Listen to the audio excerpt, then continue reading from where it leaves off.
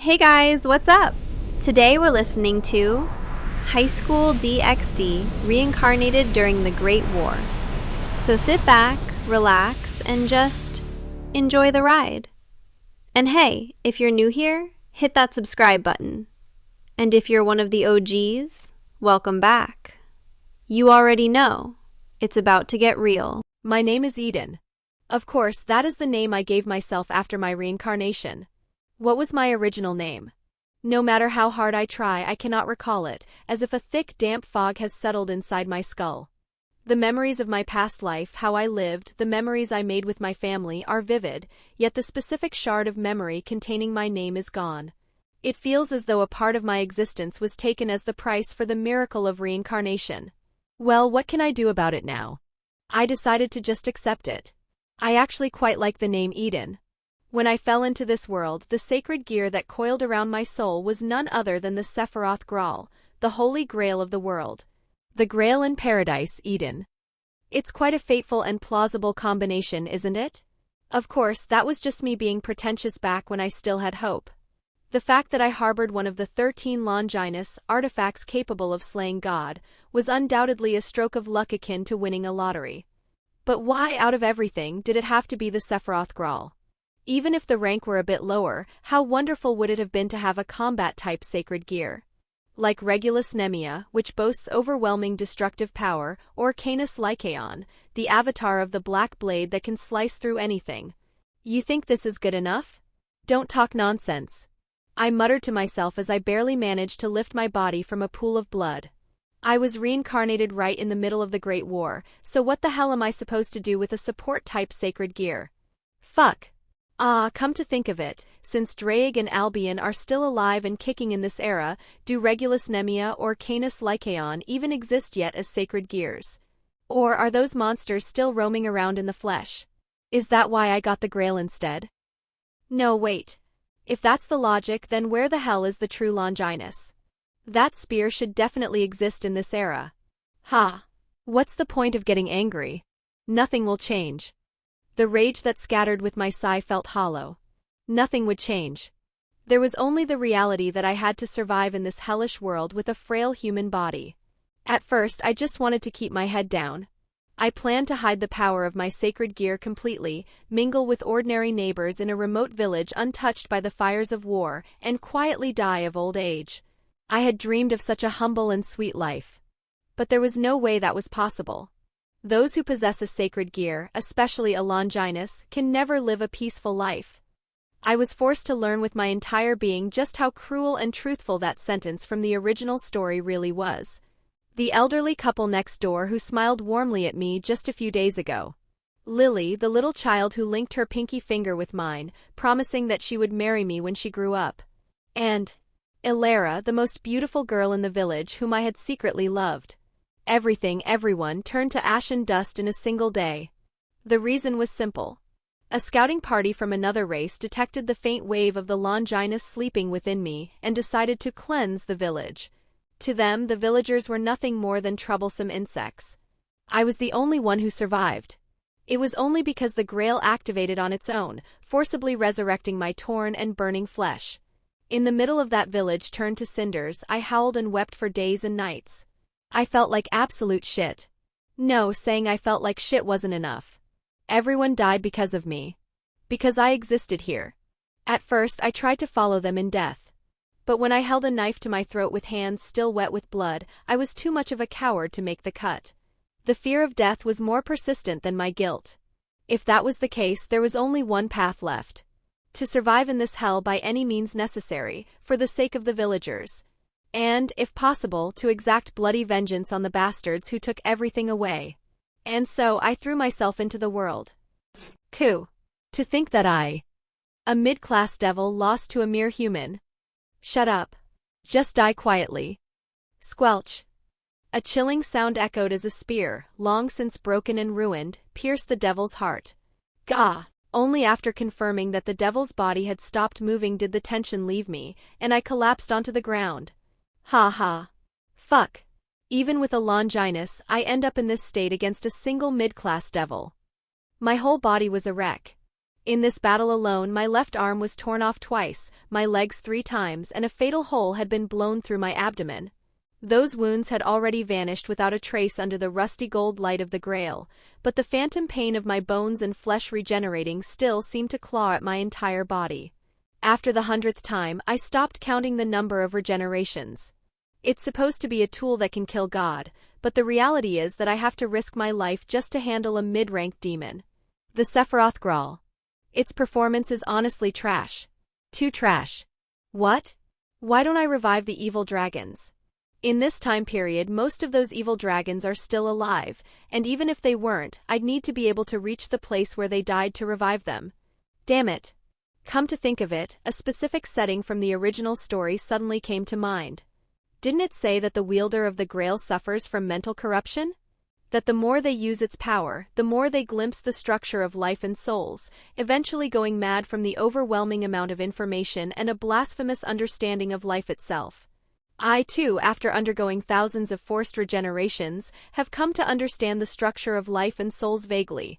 No, actually, quite clearly. To my eyes, all living things now looked like intricately woven spools of thread. But is that really enough to drive someone crazy?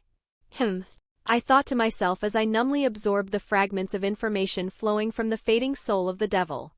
Mental corruption? Maybe the previous Grail users just lacked guts if they collapsed from this little bit of information. Under the ashen sky, smelling the scent of blood, I laughed cynically, completely unaware of the fact that my mind was already broken. The devil's corpse was utterly useless. Aside from the wretched amount of blood splattered everywhere, there was nothing worth salvaging. Let alone anything valuable that could be sold, there wasn't even a scrap of food to fill my empty stomach. Damn it. In the end, all I gained from this ordeal was excruciating pain, tattered clothes, and a single broken spear. The returns don't match the investment at all, fuck. Grumbling, I left the scene. The scent of blood would surely attract other predators. Staying in one place for too long was tantamount to suicide. That was the first rule of survival in this hellish battlefield of the Great War. How long had I been walking? As I trudged through the endless ashen wasteland, a thought suddenly occurred to me. Where am I going right now? A goal? Revenge. Right, revenge. To tear apart and kill every single one of those bastards who took everything from me. But I didn't know who they were or where they were. I had no clues other than the vague fact that they belonged to a different race. Ultimately, there is nothing I can do right now. Except survive. Survive, become stronger, gather information, and wait for the right time. It was just a continuous cycle of boredom, pain, and shit. Ha! A deep sigh escaped me involuntarily. It was then. I felt a sense of incongruity. Lifting my head, a familiar sight entered my vision. Threads of life. The hidden side of the world that became visible to me after repeating death and regeneration thousands of times. Threads of light emanating from all living things, representing the source of their souls. Far away in the forest, several threads were shaking violently. 1, 2, 3, 4 were intense like blazing fires, while the last one was precarious, looking as if it would snap at any moment. A battle. Instinctively, I lowered my body and hid in the bushes. There was no need to get involved in dangerous business. However, unable to overcome my curiosity, I peeked slightly over the brush to look in that direction. And I saw it.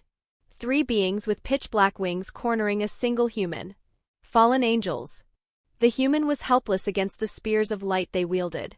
Coo! You damned crows. Silence, lowly human. If you had simply handed over your sacred gear, there would have been no pain. One of the fallen angels spoke coldly. Sacred gear. Is that human a sacred gear possessor like me? I could see the dangerously shaking thread of life becoming thinner and thinner. He's going to die soon. I should have just gone on my way. That isn't a fight I can handle. I end up half dead fighting a single mid-class devil. Yet there are 3 trained mid-class fallen angels over there. There wasn't even a speck of a chance for victory. My brain was screaming that, but my feet wouldn't move. The desperate scream of the human overlapped with the final image of Lily that I had found amidst the ashes. Because of me. Because I was weak. If I had been even a little bit stronger back then, if I could have at least wielded my sacred gear properly. Couldn't I have saved everyone? Fuck. A low curse slipped from my mouth. The rage accompanied by guilt was potent and persistent enough to swallow even the fear of death. At that moment, the grail inside me pulsed bizarrely. It felt different from the usual sensation of radiating healing light while craving life. It felt like a voracious thirst, as if a starving beast had found its prey. A sacred gear answers the heart of its user and awakens the abilities the user needs. The original story definitely said that. What I need right now is power. So you damn grail. Give me a way to obtain power. The essence of the grail is dealing with life and souls. So let's change the way we think. Devour. Everything. Wung. The grail was responding to my deepest craving. It was twisting its original ability of life and soul, attempting to manifest the opposite concept. Not life but death. And to absorb the souls of those killed, making their power my own. Balance break. Grail of death, clippeth Graal. This is my own way of using the grail. I am no longer a survivor who only runs away. I am an avenger bearing the deaths of the villagers. I must become stronger. Even if I have to kill those bastards. Even if I have to absorb their very souls. I adjusted my grip on the broken spear. I didn't like the feel of the weapon in my hand. Those spears of light they were holding looked much better. Then I have no choice but to take them. I charged toward the fallen angels before my eyes. It is time to hunt. Seeing me charge at them, the fallen angels scoffed. Ha! There was another crazy human. Is he dying to die? I was getting bored anyway. This is perfect. Deal with him first. Their eyes were filled with arrogance. Well, it made sense. A human charging in with his bare hands without even a proper weapon couldn't possibly look sane. One of them reached out as if annoyed, and light coalesced in midair, instantly transforming into a spear. He threw it lightly. I had no intention of dodging. No, to be precise, I lacked the ability to dodge in the first place. Thwack! With a sharp, piercing sound, the spear of light struck true, impaling my heart. Gah! My body was flung backward, accompanied by immense pain that felt as if every nerve was being incinerated. My consciousness faded into the distance in an instant. But it was fine. I was used to this level of pain. Moron! I muttered through a mouthful of blood. The light spear that pierced my heart, having exhausted its energy, was slowly turning into particles of light and scattering away. Before it could vanish completely, I dashed toward the fallen angel who had created it. Naturally assuming I was dead, the fallen angel had let his guard down, allowing my approach. I didn't miss that opening and grabbed him by the throat. As if I would never let go. What? Confusion washed over the face of the fallen angel who had attacked me. A human who not only survived having his heart pierced but withstood the attack and grabbed him by the neck. It was a sight that defied common sense. You? What are you? A beast that will devour every last one of you. The grail pulsed madly, beginning to repair my torn heart and flesh. At the same time I pulled his arm. The distance closed in an instant. Crunch! I gripped his neck with my bare hands and snapped it. Ka! The sensation of a thread of life snapping. And in that moment, Grail of Death, clippeth Graal. The grail opened its maw greedily. The essence of the soul flowing from the dead fallen angel's body, all of it regurgitated into me like a storm. Arg! It felt like my head was going to split open. The bastard's memories of hundreds of years, his combat experience, and the knowledge of how to manipulate light magic. A massive flood of information ransacked my mind. But simultaneously, power overflowed throughout my body. It was a potent strength, incomparable to the tattered state I was in when fighting the mid-class devil. This is the power of soul predation. It was euphoric. The sensation of surpassing human limits was more thrilling than anything else. What is that crazy bastard? Nemiel died? Killed by a mere human? The remaining two fallen angels couldn't hide their shock. Their faces, once filled with arrogance, were now dyed with fear. Two left then. I slowly raised my right hand. Based on the knowledge and light power I had just absorbed, I mimicked their power. Vum! Particles of light began to gather above my palm. And in an instant, a spear of light, identical in form to the ones they used, was held in my hand. Why you? How can you use light power? Who knows? The situation was now reversed. My body felt light. I could see their movements clearly. No, it wasn't just seeing them. I could predict them. Because I possessed the memories of the comrade they had spent hundreds of years with. One of them, enraged by his comrade's death, charged blindly. A predictable attack. I lightly ducked to avoid his spear and drove my own light spear straight through his abdomen. Gah! One. The other one, terrified, tried to take flight into the sky. Where do you think you're going? Without hesitation, I reached out into the empty air.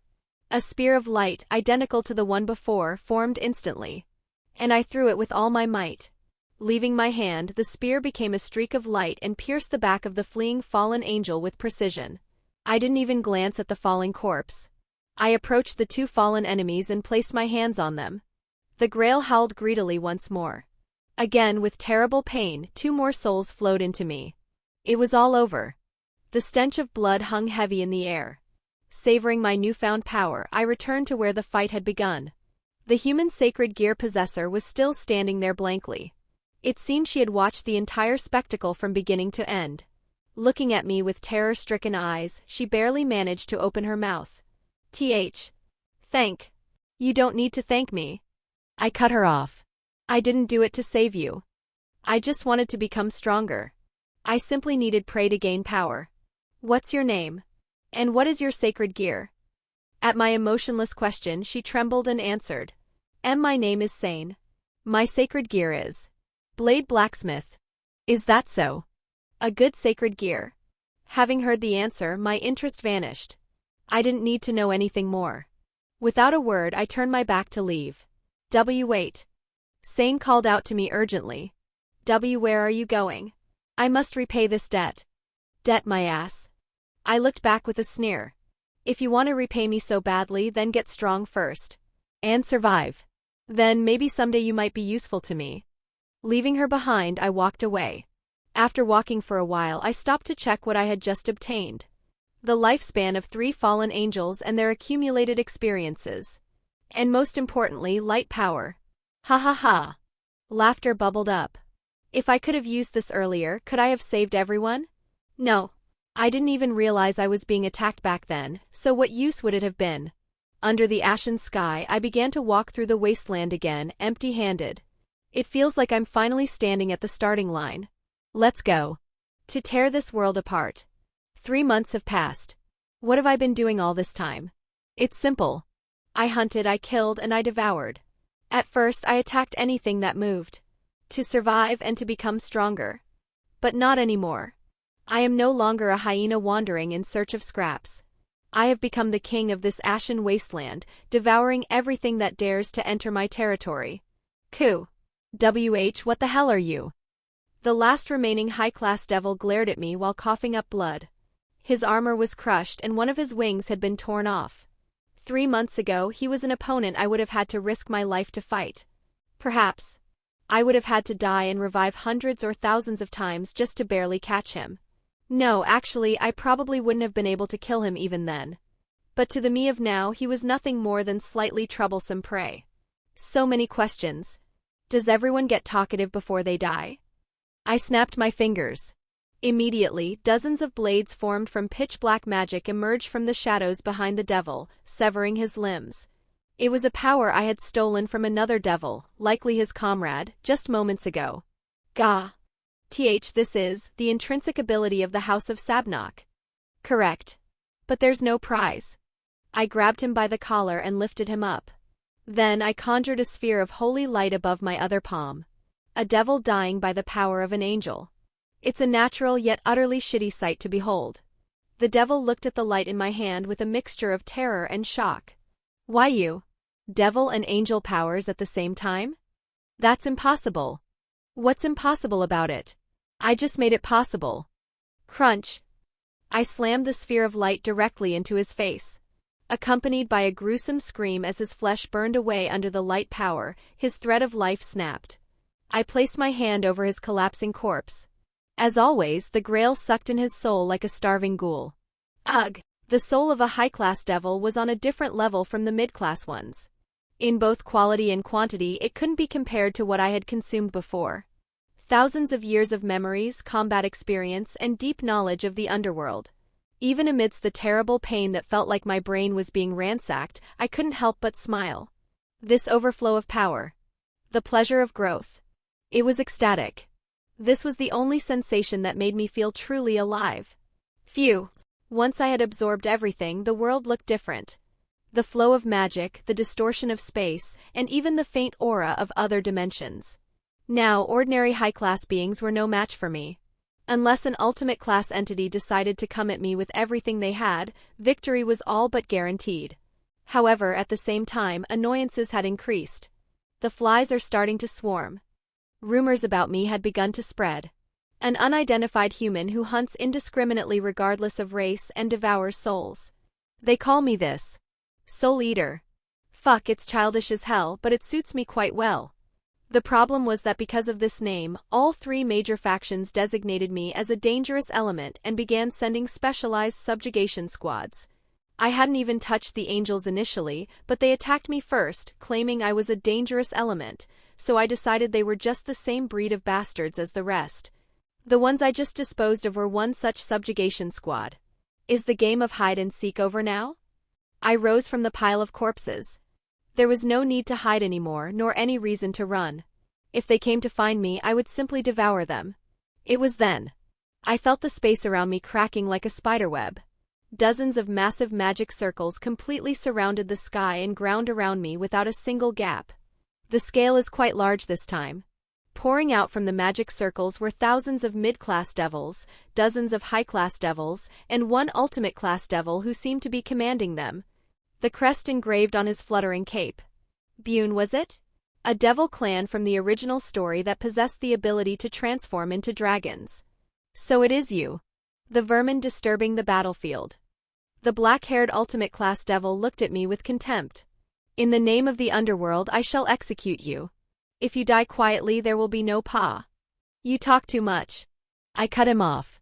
I condensed light power in my right hand and demonic power in my left. Seeing two opposing forces coexisting casually in my hands, their eyes were dyed with shock. You lot didn't just come here to kill me. I grinned. You came because you covet my sacred gear, my ability. Isn't that right? The black-haired devil's expression stiffened for a moment. Hit the nail on the head. I like those greedy eyes. I charged into their midst and slammed the light and demonic powers together. Kaboom! The two diametrically opposed forces repelled each other, creating an explosion of transcendent power. Arg. What on earth is this? What are you? He survived that. The surrounding devils below high class were all wiped out by the explosion instantly. So high class and above can withstand it? Though they look like they're on the brink of death anyway. I heard that question earlier. I walked slowly toward him. The surrounding high-class devils tried to block my path, but crushed by the killing intent I radiated, they couldn't move a single step. I am a hunter. I approached right in front of him, staring into his terror-filled eyes and whispered. And you all are merely food for my growth. I laughed, fully aware that my mind had already strayed far from the realm of humanity. Don't fuck with me, E. The strongest commander, the devil, transformed into a dragon. I will kill you, you maggot. Boom! The devil, now a dragon, stomped down with a massive foot directly at me. What a pity. I've become a bit too strong to fall for something like that. I focused all the remaining light power in my hand. The amount of light power I had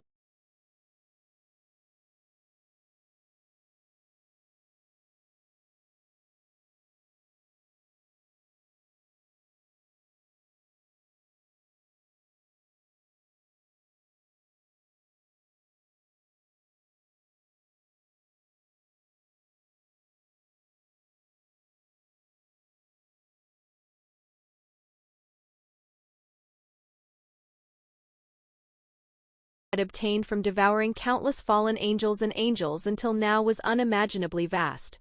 I compressed it and compressed it again. Bang!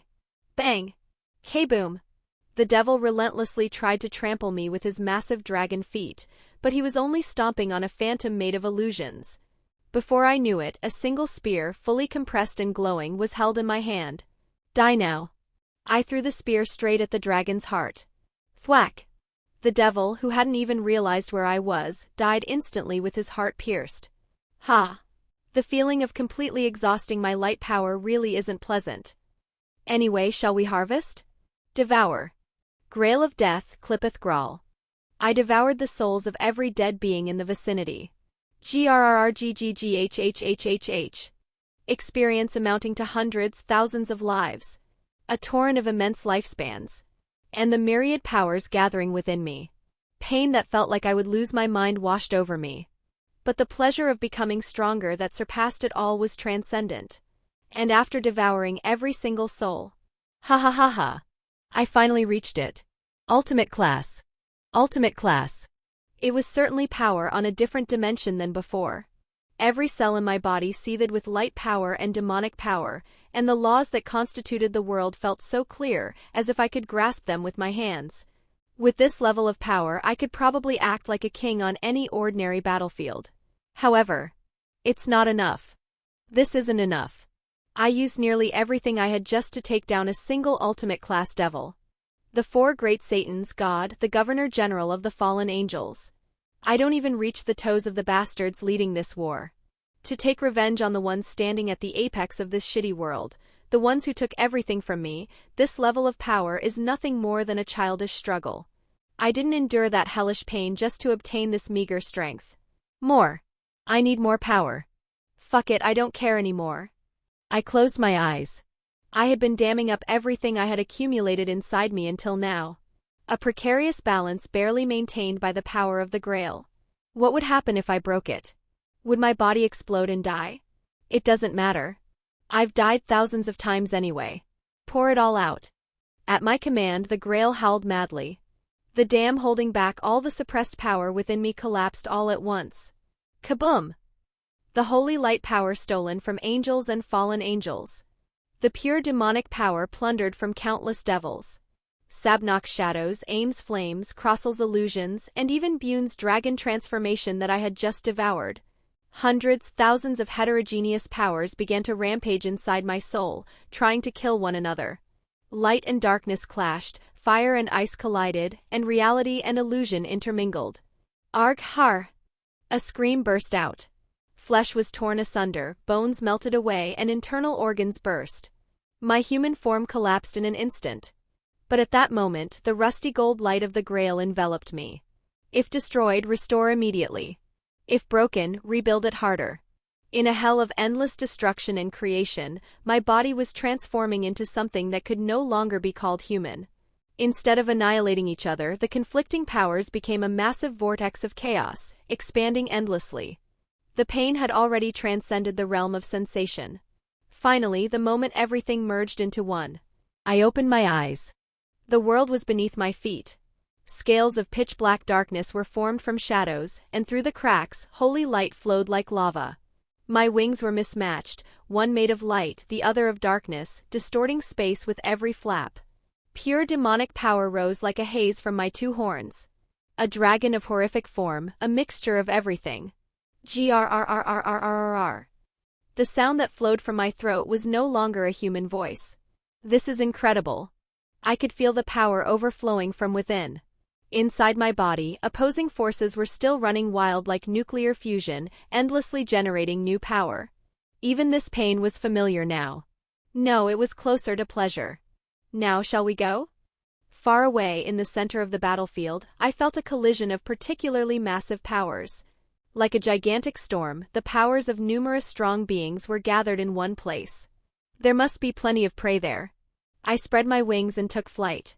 The spot where I had been standing was left as a massive crater, having swallowed everything around it. The supreme command tent of the three factions' alliance. The tension of the battlefield hung heavy in the air. Lucifer, Azazel, and the God of the Bible. The leaders of the three major powers stood before a massive map, preparing for the raid on the heavenly dragons. The coordination between the two heavenly dragons is more troublesome than expected. Albion's divide and Draig's boost are truly absurd. Azazel muttered, stroking his chin. At that moment, the entrance to the tent tore open, and a messenger devil tumbled inside. Lord Lucifer. It's a disaster.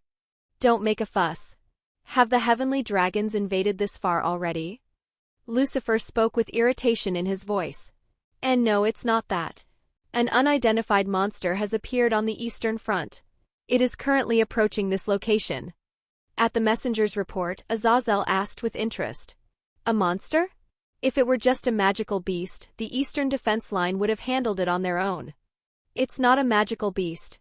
That thing is killing everything it touches. It doesn't distinguish between ally or enemy, angels, fallen angels, devils. It is devouring the souls of everything that exists. The messenger's voice trembled with terror. What? My head aches enough just dealing with the heavenly dragons rampaging out there, and now there's another variable? Lucifer's brow furrowed deeply. The God of the Bible spoke quietly. What are the characteristics of this existence? It was chaos itself. Light and darkness, demonic power and light power all mixed together. It had the form of a horrific dragon, as if all the contradictions of the world were shoved together and molded into shape. At those words, the expressions of all the leaders in the tent stiffened. Of all times, a troublesome bug has to interfere at such a critical moment. Lucifer clicked his tongue. We deal with the heavenly dragons in front of us first. We will handle that unidentified monster afterward. That sounds best. All forces commence the heavenly dragon raid. Lucifer's command fell. They did not yet know that the existence they called a bug was flying toward the battlefield, having become a calamity far more terrible than the two heavenly dragons. The sky was tearing apart. No, I was tearing through the sky as I flew. The atmosphere screamed just from my massive draconic body grazing against it, and space twisted like a crumpled sheet of paper. It was a speed unimaginable back when I was human. Supersonic speed was nothing more than a joke now. Pain that seemed to shake the very roots of my soul burrowed into me at every moment, accompanied by the sensation of infinite expansion of power beyond that pain. Grrr. This is exquisite. A grotesque sound, echoing as if from an abyss, burst forth instead of my original voice. The sensations I had as a human had faded long ago. My five senses had dulled, replaced by something else. The taste and scent radiating from the souls of all living things. The me of now could only feel two things. The euphoria of absolute power capable of destroying everything. And the endless thirst for souls required to maintain that power. Far in the distance, a massive buffet was spread out before my eyes. Legions of angels with pure white wings, fallen angels with pitch-black wings, and devils with hideous forms. Tens of thousands, hundreds of thousands of souls had become a massive vortex, slaughtering one another. The dregs of emotions flowing from their souls, fear, rage, hatred, despair, assaulted my nose. They were the finest spices. And at the center of it all were two colossal existences that overwhelmed everything else. The Crimson Dragon. The White Dragon. So those are the heavenly dragons. Drake and Albion. They were certainly on a different level. Comparing them to the miscellaneous souls around them was an insult. Just the aura they exuded distorted the surrounding space, and even high-class beings were swept away by the aftershocks, vanishing like dust. One amplifies power infinitely, and the other divides the opponent's power in half. I heard they possessed countless abilities other than those two. They are truly broken, cheat-like bastards. But because of that, just how delicious must their souls be? My mouth watered. Of course, the current me didn't possess salivary glands, but the feeling was there. Thirst boiled over. I hesitated no longer. One needs no etiquette when heading straight for the banquet hall. Toward the center of the battlefield, where no one had noticed me yet, I opened my maw. All the powers rampaging inside me like nuclear fusion, light and darkness, demonic power and light power, I coalesced them into one. Energies of opposing natures devoured each other and went berserk, transforming into a massive chaos that even I couldn't control. A massive chaos of indescribable color was compressed in front of my jaws, and soon it became a single beam of destruction that cleaved the battlefield. Kaboom! The breath didn't just pass through. It erased the very laws of the space it touched. There were no angels, no devils, no fallen angels. Everything simply ceased to exist along with the light. Between the alliance of the three factions and the two heavenly dragons, a massive canyon of void appeared, as if an entire civilization had been deleted. Only then did all eyes turn to me.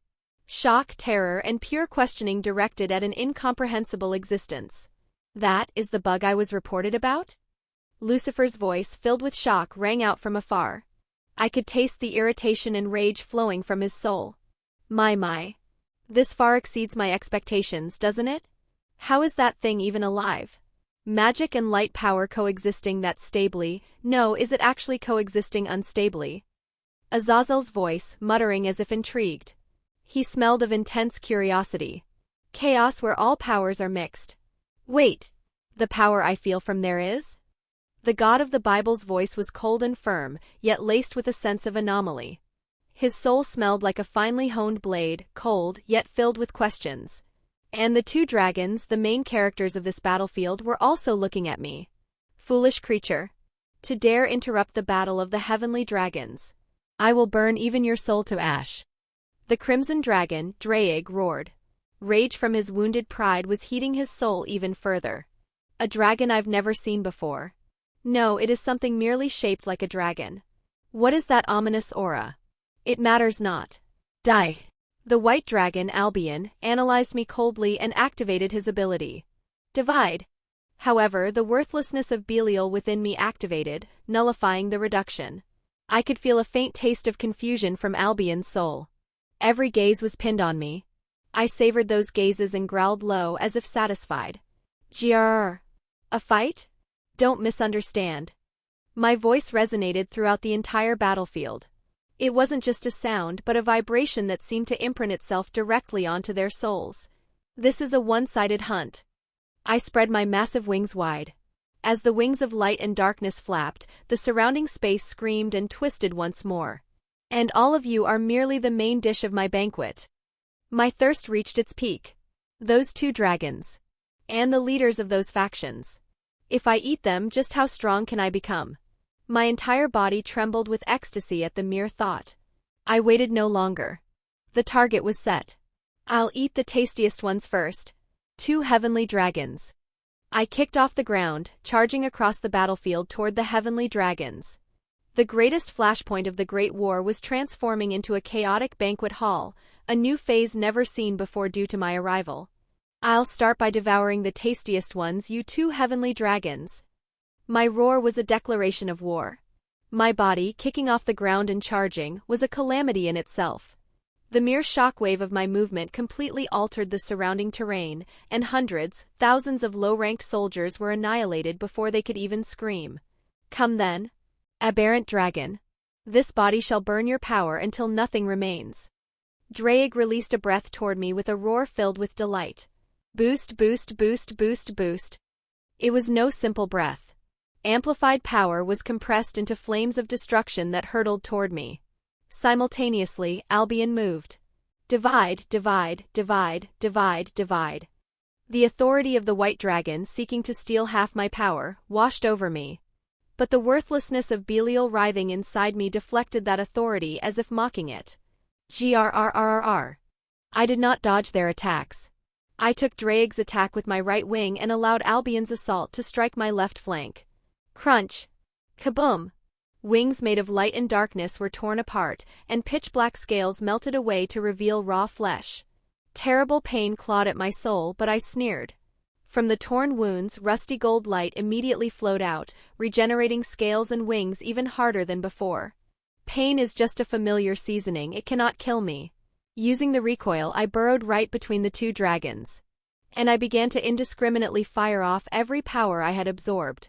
Claws made of shadow slashed at Albion's armor, and fangs of holy light bit into Draig's scales. A breath mixing fire and frost spewed from my mouth, and dozens of tentacles made of demonic power burst from my back to lash at them. Chaos. My fighting style could be defined by that single word. There was no system, no tactics. Only instinctive movements designed to destroy the enemy before me. Ku. What is this bizarre attack? His regeneration is annoying. Let's end this at once, Draig. Alliance just for this once, Albion. The heavenly dragons were strong. Having fought on battlefields for thousands of years, their coordination was perfect. When Draig crushed my body with amplified destructive attacks, Albion dug into that opening to directly shave away my power and soul. I died countless times. My body turned to dust, my heart burst, and my head was crushed. But each time the Grail revived me. Stronger and more twisted than before. The battlefield had become a stage solely for the three of us. The armies of the three factions dared not intervene, standing dumbfounded as they watched the battle between three calamities. A tight struggle. No, I was being pushed back slightly. But it didn't matter. As this fight continued, I was getting used to their patterns and powers. Little by little, very slowly, the scales were tipping toward me. The moment to devour those two was drawing near. It was then. Now. Lucifer's voice echoed across the battlefield. The sky was dyed in pitch-black darkness as tens of thousands of magic circles appeared simultaneously, binding me and the two heavenly dragons. At the same time, the legion of fallen angels led by Azazel poured down a rain of countless light spears from the sky. And finally, the god of the Bible raised his hand. I shall eliminate you who bring chaos to this world.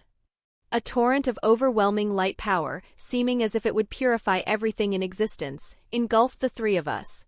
Arg! Cowardly bastards! To do it like this. The heavenly dragons had poured all their strength into fighting me. They could not withstand the full-force strike unleashed by the leaders of the three factions. I too was swept up in the attack, losing more than half my body, but thanks to the Grail I recovered in an instant. But they could not. The massive bodies of Draig and Albion began to crumble away with the light. No. No. That is my food. My scream scattered into the void. The bodies of the two heavenly dragons crashed to the ground, and in their place two massive, pure souls capable of shaking the world revealed themselves. Shining in crimson and platinum, the ultimate feast. My Grail screamed in ecstasy, trying to suck in their souls. But there was someone faster than me. The god of the Bible reached out his hand. What activated at his fingertips was not simple magic. It was one of the laws constructing the world, the system of heaven. The system forcibly bound the souls of the two heavenly dragons and transported them to some unknown location. In an instant, the banquet before my eyes vanished. The Grail's thirst, hunger, and ecstasy turned into a cold scream in a split second. I stopped moving. The power of chaos that had been rampaging inside me fell silent, like a lie. But it was the silence before the storm. These bastards. I slowly lifted my head.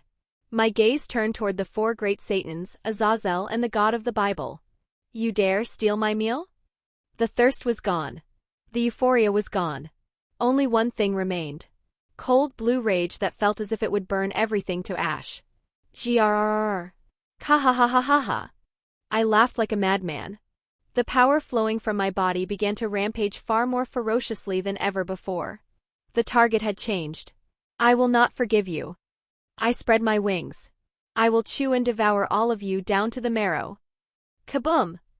A fist condensed with the power of chaos struck the pitch-black wall. Space vibrated and fragments of nothingness scattered, but this prison confining me didn't sustain even a single scratch. Damn it! My roar, filled with futile rage, scattered into the endless void. Just how solid is this seal?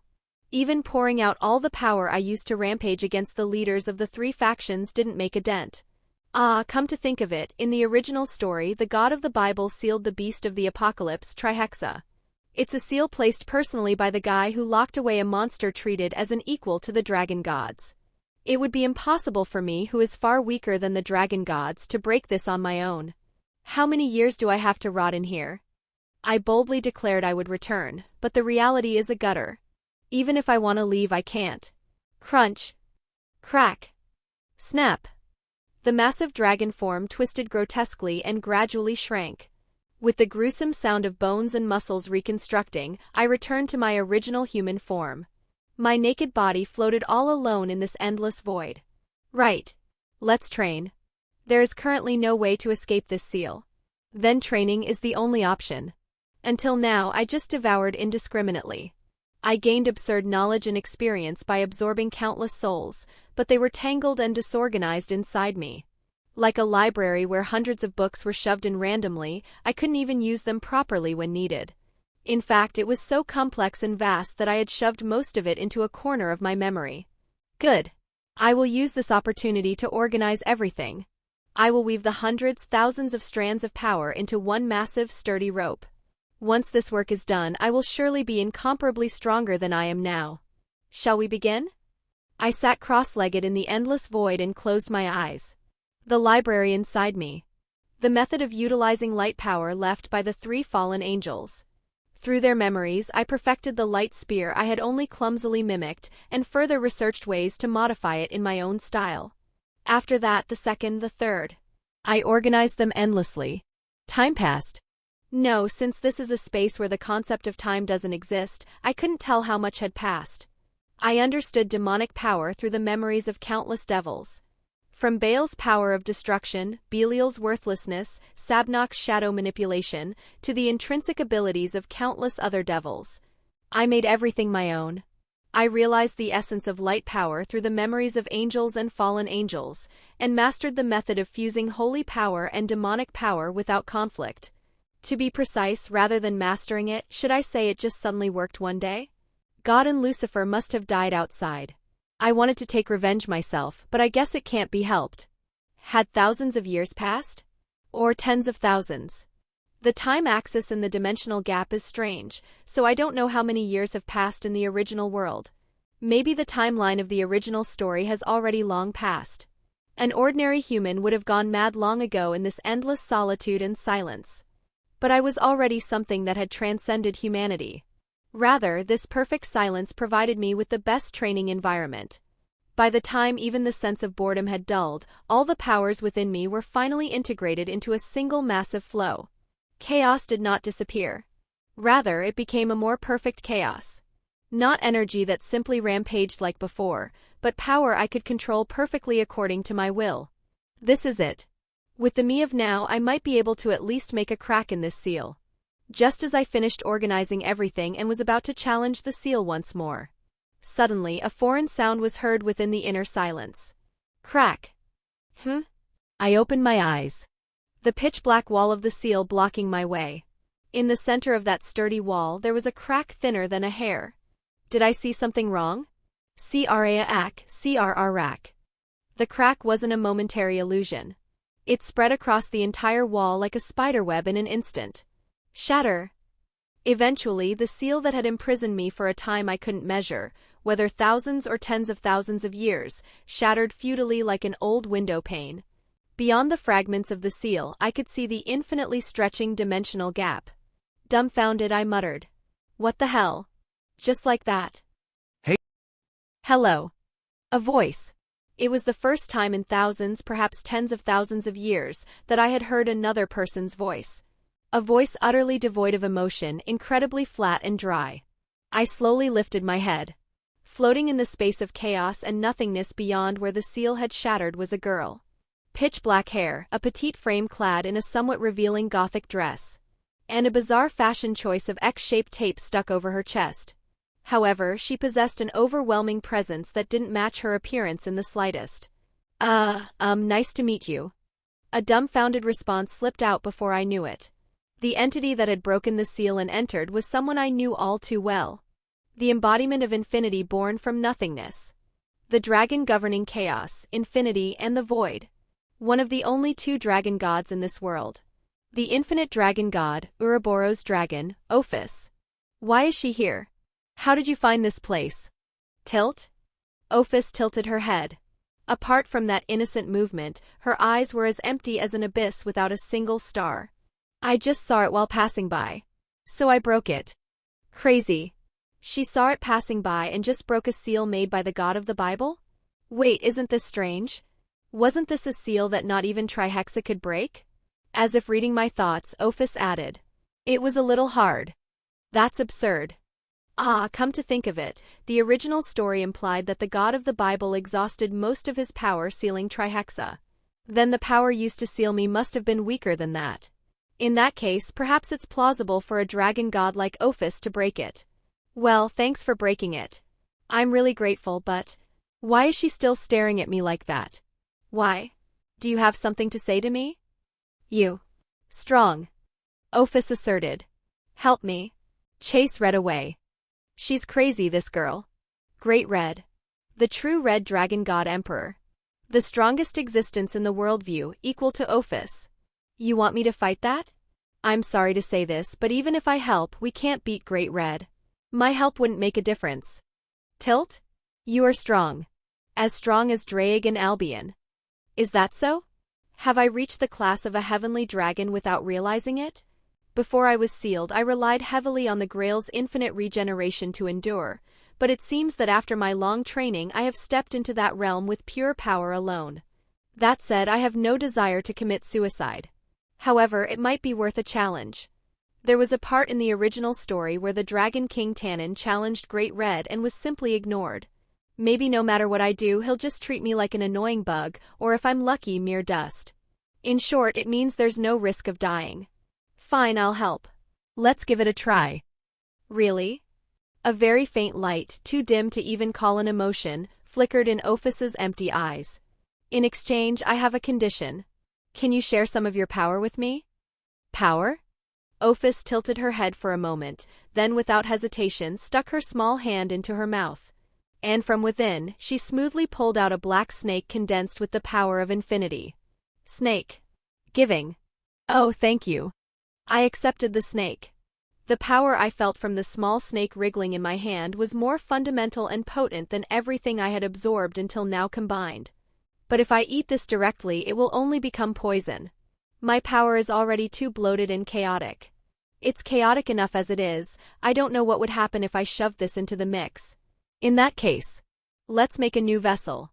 A subordinate of my own who can support my power and fight alongside me. Don't I have the best materials right here? Ophus, wait a moment. I'll show you something interesting. Tilt? I carefully took out Albion's platinum heart from my bosom. Even after thousands of years, it was still beating, emitting a cold and powerful force. The essence of power granted by the infinite dragon god. The heart of the vanishing dragon containing the power of a heavenly dragon. And my grail, which will mold all of this together. I'm looking forward to this. Now, time to work. Grail. At my call, the grail, now one with my soul, trembled and emitted a rusty gold light. Vwung! I floated Ophus's snake and Albion's heart in the air. Light flowing from the grail enveloped the two materials, and I poured all the knowledge and experience within me to design a new life. A body capable of perfectly wielding Albion's power. A soul capable of containing Ophus's infinite potential. And a will loyal only to me. Why your flash? Intense light filled the dimensional gap. As the light slowly faded, a naked girl floated there with her eyes closed. She was a girl with pure white hair that was dyed blue at the tips, and golden eyes that burned like flames. It's a masterpiece. But I can't leave her like this. I should at least dress her. I snapped my fingers. The power to control shadows within me slipped out and wrapped around the girl's body. The shadows soon took shape and hardened, transforming into black clothing that barely covered her chest and lower body. Only then did the girl slowly open her golden eyes. Are you my creator? Her voice was clear but devoid of emotion. Yes, I am your creator. I answered with a mischievous grin. Whump! The girl stared at me intently for a moment, then flew over without a word and embraced me. Her cold body burrowed into me as if seeking warmth. This is unexpected. Sniff. Ha! The creator's scent.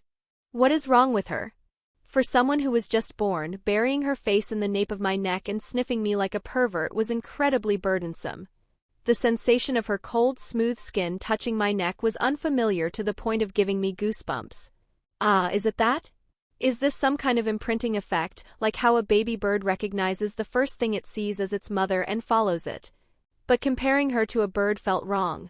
The magnitude of power I felt from this small body was that of a monster far surpassing the original White Dragon Emperor Albion. The waves of uncontrolled pure power pulsing beneath her skin were so intense that even I hesitated to touch her carelessly. And yet, her current behavior was exactly that of a child. Creator? I like it. What the hell is this?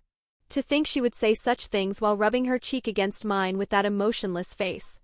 Her voice, dripping with possessiveness, actually gave me the chills. Honestly, it's scary. I never expected to feel this kind of emotion from a creature I created. Tilt? Albion? Watching the scene, Ophus tilted her head. She circled around us, staring at the girl clinging to me as if she were a curiosity. Since the girl was made based on Albion's power, Ophus seemed confused by the energy she emitted. Albion female? No. Albion male. Watching Ophus mutter to herself and fall into deep contemplation, I let out a sigh. I don't know why these so-called dragon gods are all like this. One occupies the dimensional gap like it's their living room, and the other tries to form an alliance with anyone just to kick that one out. They're like brats playing in a neighborhood sandbox. Just then, the girl in my arms lifted her head. Her golden eyes, shining like newborn stars, looked up at me. Creator, give me a name.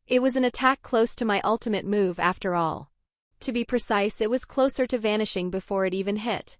The moment the breath touched his body, it passed right through like a mirage and disappeared into the void beyond. I see. So that is the dream illusion. The ability to dismiss my attack as a mere dream and ignore it. Absurd. I thought Drake's boost and Albion's divide were ridiculous, but this guy has an ability on a completely different dimension. At that moment, a voice resonated directly in my head. Soul from another world, why did you attack me? I'm honored for the dragon god of dreams to speak to me first. There's no special reason for the attack. Just because of a contract with Ophis over there. I agreed to chase you out of here. Go back. Even if you and Ophis attack together, you cannot defeat me. Wait, aren't you and Ophis basically on equal footing? Then if I add my strength, shouldn't there be some chance of winning? Impossible. Between Ophis's infinity and my dreams, the compatibility ensures my victory. Even if you intervene, you cannot pierce my dreams. Though if the new Albion beside you joins in, there might be a possibility. Great Red's gaze turned toward Sarah. I see. So if Sarah joins, there is a chance. Rather, I will make a proposal. I will share my power with you. With that power, protect this world as well. Huh? Don't make me laugh. Why should I? A sneer burst out involuntarily. I don't have even a speck of a reason to protect this damn world. I will not interfere with whatever you do within this world. Rather, an alliance with me would be more beneficial to you. That is true. Leaving aside the non-interference, since he usually doesn't interfere anyway, an alliance with him is an opportunity to reduce numerous variables. Ophis seems manageable with some smooth talking, and with Great Red too, it's a golden opportunity to remove 2 dragon gods from my list of threats. If that happens, the only remaining threats to me would be the evil dragons, but as long as I hold the Grail, there won't be a new user to revive them. So that's solved too. Fine, it's certainly not a bad deal. But I need to hear why someone as strong as you needs my power. Someday, beings from another world will come to invade this world. And undoubtedly those beings will be stronger than the me of now. Ah. Come to think of it, there was something like that in the original story. It's been so long since I reincarnated that I've forgotten parts of the original plot, but thinking back there was something about mechanical gods or whatever invading and killing Great Red. In that case, let's make a deal. I am glad you understand. Here is the power I promised. A single scale detached from Great Red's massive body. The crimson scale glowed in the air, then transformed into a small dragon and flew toward me. I would recommend absorbing it if possible. Pass. I can grow stronger on my own as much as I want. But opportunities to create strong subordinates are rare. My gaze turned toward the space where I kept Drake's heart. Tilt? Red not catching? Ophis, who had approached unnoticed, asked discontentedly. That's how it turned out, Ophis. Instead of fighting, how about I bring you silence? This will be more helpful for you to get a quiet space to rest. Silence? Then good. She's so simple, I love it. Ophis is faithful only to her own instincts and desires, without any complex thoughts. In a way, she might be the purest existence of all. Now, the issues with the dragon gods were settled for the time being. Great Red wouldn't be a threat to me, and Ophis would stay quietly by my side for a while. In that case, one must seize an opportunity when it arises. Now, shall we begin the second task? From my bosom, I took out the small dragon given to me by Great Red and Drake's crimson heart, which I had kept for tens of thousands of years. As the 2 materials floated into the air, the dimensional gap seemed to tremble at the waves of power they emitted. One contained Great Red's power, the power of dreams, and the other contained Drake's power. Master? Behind my back, Sarah voiced her confusion. Sensing the aura of creation flowing from me, she hugged me tighter, seemingly anxious. Don't worry, Sarah. I'm making a younger sister for you. Sister? No. Master is mine. Only I should be here. Listen to me. At my firm voice, Sarah flinched. I patted her head to soothe her. You are undoubtedly my strongest shield. There will likely be no existence greater than you in the future. With Albion's power and Ophis's power, you will block any enemy attack and protect me. But there are many things in this world that cannot be done alone. No one can overcome everything alone. I was like that, and so were the heavenly dragons. At my words, Sarah still wore a disgruntled expression, but she didn't throw a tantrum anymore. I focused on the two materials again. Wake up, Grail. It's time to work again. At my call, the Grail emitted a rusty gold light even more powerful than before. Vroom! The light enveloped the two crimson materials. Based on the experience of creating Sarah, I began to mold a new life more intricately and powerfully. The power of a heavenly dragon and the power of a dragon god. The power to double everything and the authority to manipulate dreams. And at the center of it all, I engraved absolute loyalty to serve only me as her master. Flash high! Light burst out explosively. And in the place where the light faded, a girl with a completely different atmosphere from Sarah stood there. A girl with pitch-black hair dyed gold at the tips tied in twin tails and confident golden eyes. Using shadow magic, I dressed her in a black dress that accentuated her figure. It suits her well. She slowly opened her eyes and looked at me. In those eyes there was not the blind affection like Sarah's, but a dignified and somewhat distant awe. Ah, it is you, my creator, who awakened me from this long slumber. There was an innate dignity in her voice. Yes, I am your master. Your name is Hwoarang. Hwoarang? Truly a beautiful name. Hwoarang repeated her name, then gracefully knelt. It was perfect etiquette. I shall obey your commands, my master. I, Hwoarang, shall bring ruin to your enemies and glorious victory to my master. Master is mine? Where did something like you suddenly pop out from? Sarah, who had been watching the scene, finally exploded. She jumped off my back, baring her pale fangs as if she were about to pounce on Hwoarang. Oh my! Who is this ill-mannered child interfering with my first meeting with Master? Hwoarang smiled elegantly and looked at Sarah. However, a clumsily tied belt around her waist created a flaw in her otherwise perfect appearance. Both of you be quiet. At my low command, the killing intent of the two girls vanished like a lie. Sarah touted her lips in frustration, and Hwoarang bowed her head, saying, I apologize, Master. I must have been a little excited having just been born. Business here is finished. Let's leave this wretched place. I nodded toward Ophis. Wordlessly, Ophis tore through space, opening a door to the outside world. Beyond the door, the vibrant energy of life, which I hadn't felt in tens of thousands of years, flowed in. I walked into the portal without hesitation. Behind me were Sarah, clinging to me while grumbling, and Hwoarang, following gracefully a step behind. Since only Azazel is likely left, I can take my time with revenge. First, let's see how this world has changed during my absence. And I'll need to find a suitable place to build my faction. As I passed through the spatial gate Ophis had torn open, air completely different from that of the dimensional gap filled my lungs. Thick, heavy, and saturated with magical power. Looking around, a lavish garden decorated with crimson crystals came into view. No matter how I think about it, this isn't the Earth I know. The underworld. I don't know how she knew what I was thinking, but Ophis answered indifferently. Is that so? This is the underworld? To think the first place I returned to after tens of thousands of years is the underworld, of all places. And judging by the decorations, it looks like the middle of a devil noble's territory. Where exactly in the underworld is this? Who goes there? Just then a voice sharp with wariness rang out. Turning my head, I saw a handsome, blonde, middle-aged man dressed in flashy aristocratic attire staring at us with caution. He had a handsome face that looked like it would have made quite a few women cry in his youth, but his eyes held the dignity befitting the head of a household. Actually, I'm the one who wants to ask. Who are you? I am Rio'Rel Phoenix, the current lord of the great house of Phoenix, which governs fire and wind. Ah, so is this man Riser Phoenix's father? In the original story, he was just called Lord Phoenix, so this is the first time I've learned his name. So who are you and why have you suddenly appeared in our territory? No, in the courtyard of our estate. I didn't even know this was your courtyard, though? I shrugged as I answered. Is that so? Rio'Rel seemed momentarily flustered by my nonchalant response. Yeah, we just came out of the dimensional gap and happened to end up here.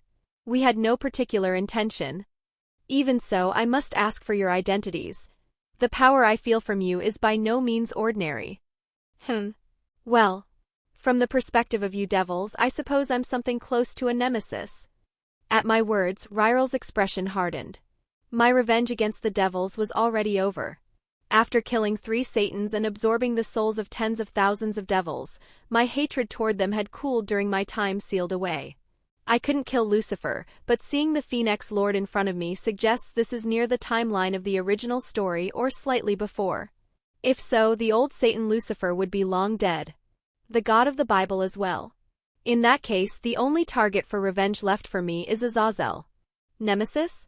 What do you mean? Because I'm the one who killed 3 of the Satans, excluding Lucifer. What? Ryral's eyes were dyed with shock. He looked me over once more, then spoke with a trembling voice as if realizing something. I see. So you are the Chaos Dragon spoken of only in legends. Chaos Dragon? The aberrant dragon that appeared suddenly at the end of the Great War cornered the heavenly dragons, inflicted grievous wounds upon the God of the Bible, the original Lucifer, and the Governor-General of the fallen angels, and killed 3 Satans. The calamity that appeared in the world, the immortal monster that cannot be killed, the destroyer of all creation, that is how the legend has been passed down. What the hell is that? Why is the introduction so grandiose? Then, is it false? No, most of it is true, but... Shit, that's cringy as hell. So, are you going to take revenge? I am the enemy of your lords. I asked with a smirk. I am ready to accept it any time. Didn't someone say that revenge begets revenge? Then I too would become someone's enemy, so I thought I would have to pay the price someday. So I had already prepared my heart for it. At that moment, the 2 beings behind me exploded with killing intent. I will kill anyone who opposes Master. Sarah growled, looking at Hwoarang. Her golden eyes had already transformed into those of a dragon. Oh my. To think there is a foolish person pointing a blade at Master. Shall I make you dream a nightmare you will never wake from? Hwoarang smiled elegantly, blooming the power of dreams as she revealed her killing intent.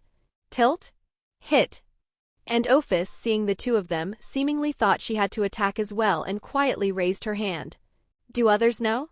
That this small child is the strongest, even compared to the 2 beside her. What would happen if that small hand were to strike down? Surely not just that mansion, but a part of the underworld would be blown away. Everyone calm down. At my low command, the killing intent of the 2 vanished like a lie. That is my karma, so I must accept it and solve it myself. Do not interfere. If Master says so. Yes, Master. Then shall I prepare some tea? MMN. Looking back at Hwoarang, he was already sweating bullets. As a head of a house, he must be at least an ultimate-class devil, but look at who he's dealing with. He must have felt pressure that shaved away at his soul from just that brief moment of killing intent. Is there any guarantee that you will not harm our Phoenix territory? He asked, barely regaining his composure. There isn't. But if I intended to harm you, I would have already transformed into the form you know and turned this place to ash. Is that so? In that. Guided by Hwoarang, the interior of the mansion we entered looked exactly like an aristocratic estate out of a painting. With marble floors and various ornaments, everything looked luxurious. Did they say this was one of the wealthiest families in Devil Society? It certainly looked the part. From the portraits of the Phoenix clan heads hanging on the walls to the chandelier suspended above, selling just one of those items would probably be enough to buy a whole house. Dear, who are these people? At the end of the hallway, a woman exuding elegant grace appeared. She had the same blonde hair as Hwoarang and a gentle impression. She seemed to be the mistress of the House of Phoenix. Her gaze swept over me, Sarah and Hwoarang standing behind me, and even Ophis, wavering for a moment, but she soon regained her composure. They are my guests. Pleased to meet you. I am the mistress of the House of Phoenix, Seren Phoenix. Nice to meet you? Should I use polite language? No, I must have lived for tens of thousands of years, so aren't I older? It's a hassle, so I decided to just speak casually. It was then. Pitter-patter-patter. Loud, small footsteps approached from the other side of the hallway, and soon a small girl with golden hair tied in twin drills appeared and clung to Ryral's leg. Father? Mother? Revel? Didn't I tell you not to run in the hallways? Seren's previously gentle voice sharpened in an instant. Sorry. To behave like this when we even have guests. Ugh. I'm sorry. Revel Phoenix. That child is one of the original heroines, Riser Phoenix's younger sister. She looks about 8 years old at most. Considering Revel was in middle school in the original story, that means there are about 6 years left. More time remaining than I thought. Revel, listening to her mother's scolding with tears welling up in her eyes, only then noticed us. Father, who are they? How should I explain this? Seeing Ryral's troubled expression, I stepped forward. She'll find out eventually anyway, beating around the bush isn't my style. Why? Just explain it as it is. I approached Revel and crouched to her eye level. Hello, kid. I'm the monster who nearly brought your devil race to ruin. Eh? At my words, the air in the mansion froze instantly. Rel and Saren's faces turned pale white. What a delicious reaction. You'll scare the child talking like that. Why? It's the truth. Then are you, the Chaos Dragon recorded in the history books? Revel was surprised, but she didn't burst into tears or run away as I expected. Instead, she looked up at me with complex eyes, a mixture of fear and awe. Probably. Whoa. What's this? Why is she looking at me with such sparkling eyes? Isn't it normal to be scared? Then, by any chance, would you become my servant? Revel? What rudeness is this? Saren stopped her daughter in a panic, but Ravel's gaze was fixed solely on me. No, it's fine, I said, patting Ravel's head. You're bold. Didn't you think I might hurt you? You are father's guest. And if you intended to kill me, you would have done it long before talking like this. Ha. I like it. I laughed genuinely. Instead of trembling in fear or showing hatred, she tries to make this power her own. That's no ordinary gut. Good. If you become stronger than me and gain the capacity to make me your servant, then I might consider it. Really? Yeah.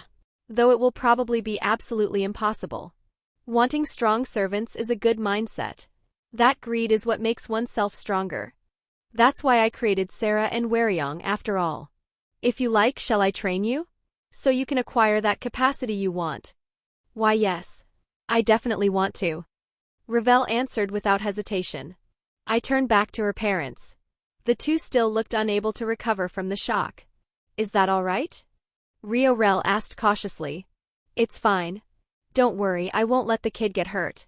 She seems to have talent. If raised well, she might be worth a Satan class, no? I have to pay for my keep. If you say so. I entrust her to you. Rel bowed his head. And just like that, I randomly became the teacher of the Phoenix family's youngest daughter. At least I won't be bored until the original story begins. It has already been a year since I came to stay at the House of Phoenix. Compared to the seal that lasted thousands or tens of thousands of years, it was but the blink of an eye, but the sensation of living with my feet planted on the ground felt like it had been a very long time. Mediating the childish squabbles between Sera and Hwoarang, occasionally keeping Ophis company, and teaching the disciple before my eyes, this was my daily life. A relatively peaceful time. Of course, that peace was strictly by my standards. The ground of the training field caved in as Revel sank to her knees with great difficulty. Her defensive magic circle had already shattered into pieces, unable to withstand a single small magic bullet fired from my fingertip. Your control of demonic power has improved, but you still lack reaction speed. If you defend only after seeing the opponent attack, it's already too late. Read the flow, Revel. Why yes. Master. Drenched in sweat, she stood up, panting heavily. In her eyes, frustration burned alongside a fervent desire to become stronger. I watched her silently. Master? Could you please show me just once? It was a sudden request. What are you talking about? Your true form, Master. I want to see your form as the Chaos Dragon. It seems she wants to see my dragon form. It might be a bit too much for you to handle right now. I inadvertently voiced my refusal. Even I think my form looks less like a dragon and more like something out of the Cthulhu mythos. A massive chaos where light and darkness intermingle, taking the shape of thousands of devoured souls screaming. It's honestly fascinating that others even call it a dragon. It has a gruesome appearance that shaves away one's sanity just by looking at it. In fact, there were quite a few lower beings who died of heart attacks from sheer terror upon seeing my dragon form. It's not something to show a child. Please? Revel didn't give up, grabbing the hem of my clothes and pleading. Seeing those desperate eyes, it was hard to refuse. Why do you want to see it so badly? I am learning from you, Master, but I still think I am weak. I feel that if I see your true form, I might be able to understand the nature of the power I am learning, to feel its greatness even a little bit more. Ha!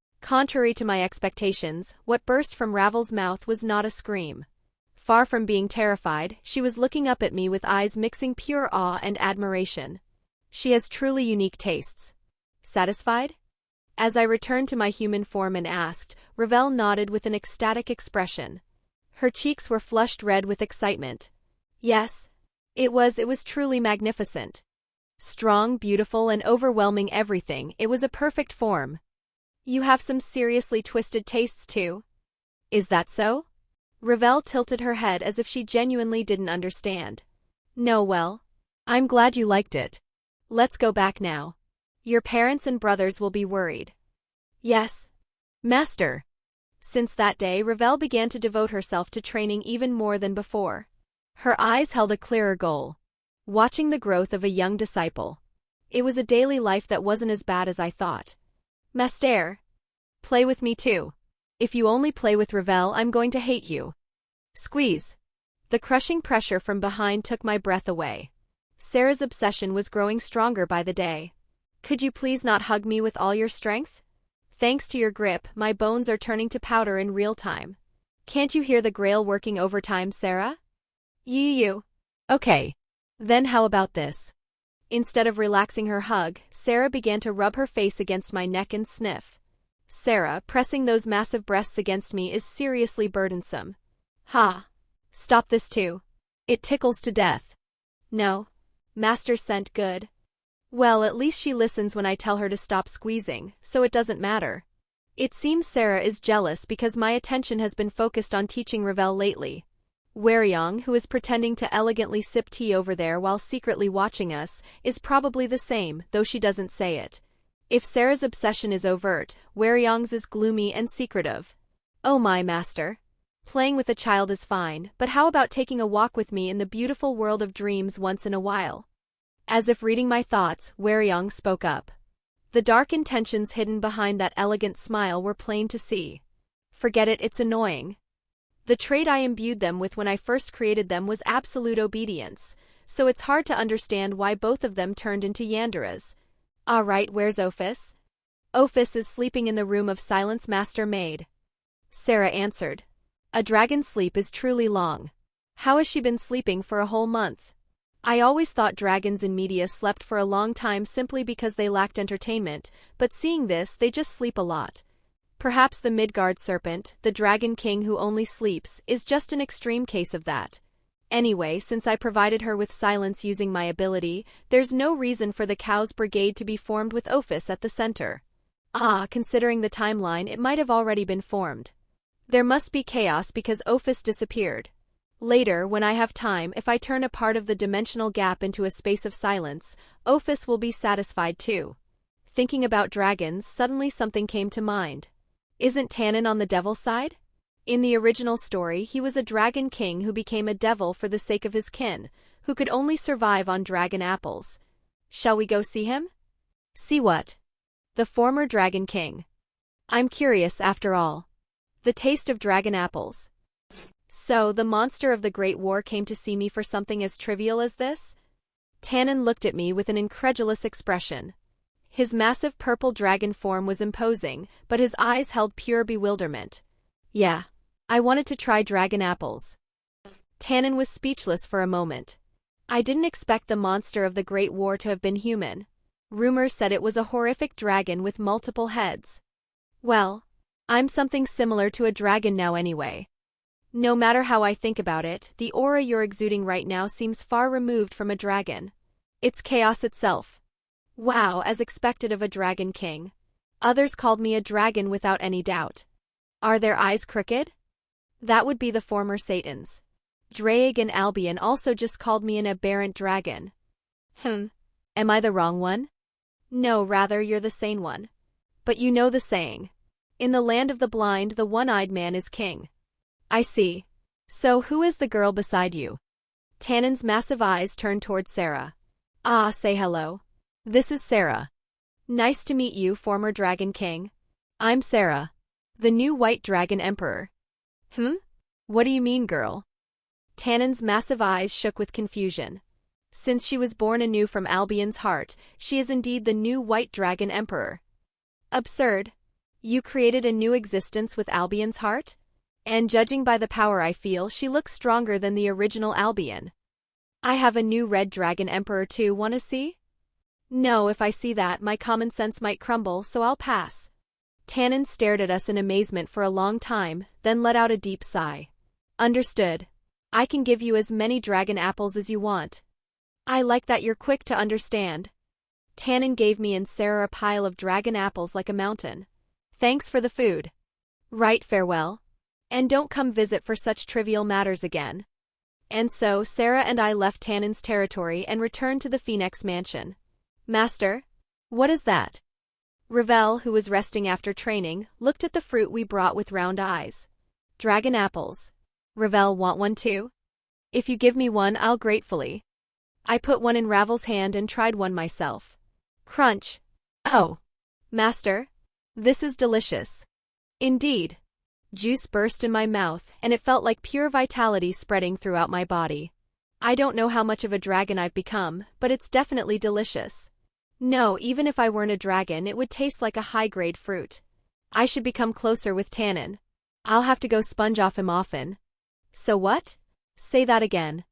At my question, Rel Phoenix cleared his throat to shake off his tension and opened his mouth again. His expression was more serious than ever.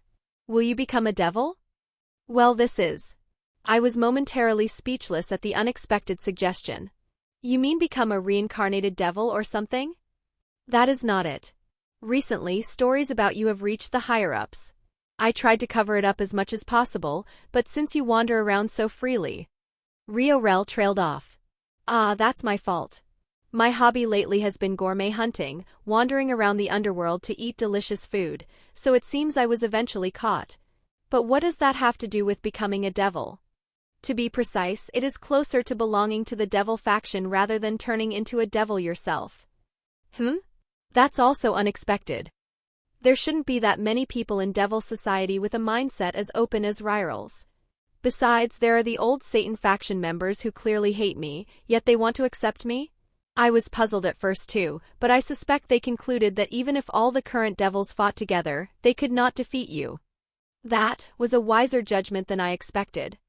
After all, there are rumors that you are an immortal monster that cannot be killed. Furthermore, the great king of the House of Baal personally saw you during the Great War. Ah, right. That happened. Then it makes sense. If it's someone who witnessed my power firsthand in that hellish battlefield back then, it isn't impossible to understand why they would make such an offer. Aside from that, a devil. I had thought about creating my own faction later, but I didn't expect an offer to come in this way. It's not a bad story. The Devil faction is a decent option. Based on the original story, the Fallen Angel faction would be the best, but I have a grudge to settle with Azazel, so they are out. The Angel faction, which would never accept me, is also out. Joining other mythology factions is possible, but I'm not particularly drawn to them. In that case, the Devil faction, where my disciple is actually better. So what can you give me? First, a noble title equivalent to a duke, a territory, and this. Hwoarang carefully held out a black box. When I opened the box, inside was a set of evil pieces in the shape of chess pieces, and a bead glowing with a brilliant yet bewitching light. I felt a familiar yet powerful energy from the bead. This is? It is a dragon orb. Oh. So this is a dragon orb. The item from myths that allows an emugi, a lesser dragon, to finally become a true dragon after training for 1,000 years upon obtaining it. Anyway, it's a tremendous treasure. I'm torn. It's all good, but devils. Devils? Actually, these bastards are the root of most incidents in the original story. There is no guarantee they won't try to pull something on me. No, they definitely will. But if they do, I can just tear through their schemes with power. Fine. I accept. But I have a condition. And so, I came to belong to the Devil faction. A few days after I decided to affiliate myself with the Devil faction, Hwoarang came to find me. Since I had become a member of Devil Society, it was time to enjoy the rights granted to me. This is your territory. The place we arrived at, following Hwoarang, was an endlessly stretching expanse of land. Although it was desolate, the magical power embedded in the earth itself was rich. It was much wider and better land than I had expected. What is this? Why didn't they try to pull any tricks? I thought they would throw me some useless borderland. This is the territory of the fallen House of Bune. During the Great War, the entire bloodline, including the head, was annihilated while attempting to subjugate you. Giving you this land signifies the higher-ups' intention to treat you as an equal to a high-class clan. Ho! Is it really okay to give me such vast land? That first Bale guy is more generous than I thought. It likely doesn't matter. Devil Society currently has plenty of land but not enough population. Too many died in the war, you see. To think it's the territory of the clan I killed during the Great War. The feeling is strange. He was quite a meaningful fellow to me after all. Meaningful? What do you mean by that? Hwoarang asked with a puzzled expression. Because he was the one who allowed me to transcend my human form and become what I am now, a dragon. In a way, he provided the catalyst. I will pretend I didn't hear that. Hwoarang shook his head as if fed up. I looked around. Since it was a fallen territory, there were no people, only the debris of a ruined castle remaining. It didn't matter. I didn't exactly need noisy subjects anyway. Is there a style of building you prefer? We will build a new one for you. The House of Phoenix will support it entirely. Why are you being so generous? Do you have some ulterior motive? Even if I was a guest, this favor was excessive. Why else? I am planning to send my daughter to marry you. Shouldn't I do at least this much for my future son-in-law? Ha! What kind of nonsense is this? What is the problem? Among noble families, nothing solidifies a relationship between houses better than a political marriage. No, are you serious? You're going to attach me to Ravel, who just turned 9. Hwoarang's expression was utterly serious. It wasn't a joke. Did you even ask for Ravel's opinion in the first place? Of course. Ravel jumped for joy, saying, to be with Master forever, it's like a dream. Ha! The age gap is at least thousands or tens of thousands of years. This makes me a complete cradle robber. She said she liked it, and you would become an excellent ally to our family, so isn't it good for both parties? As long as you agree. Hwoarang shrugged shamelessly. I sighed and glanced at the two beings standing behind me. But have you considered the possibility that you might be torn apart alive by Sarah and Hwoarang standing next to me? At my words, Sarah bared her white fangs and growled at Hwoarang, while Hwoarang smiled elegantly and spoke. Oh my master. Do not worry. I will make sure he wanders eternally inside the most painful nightmare.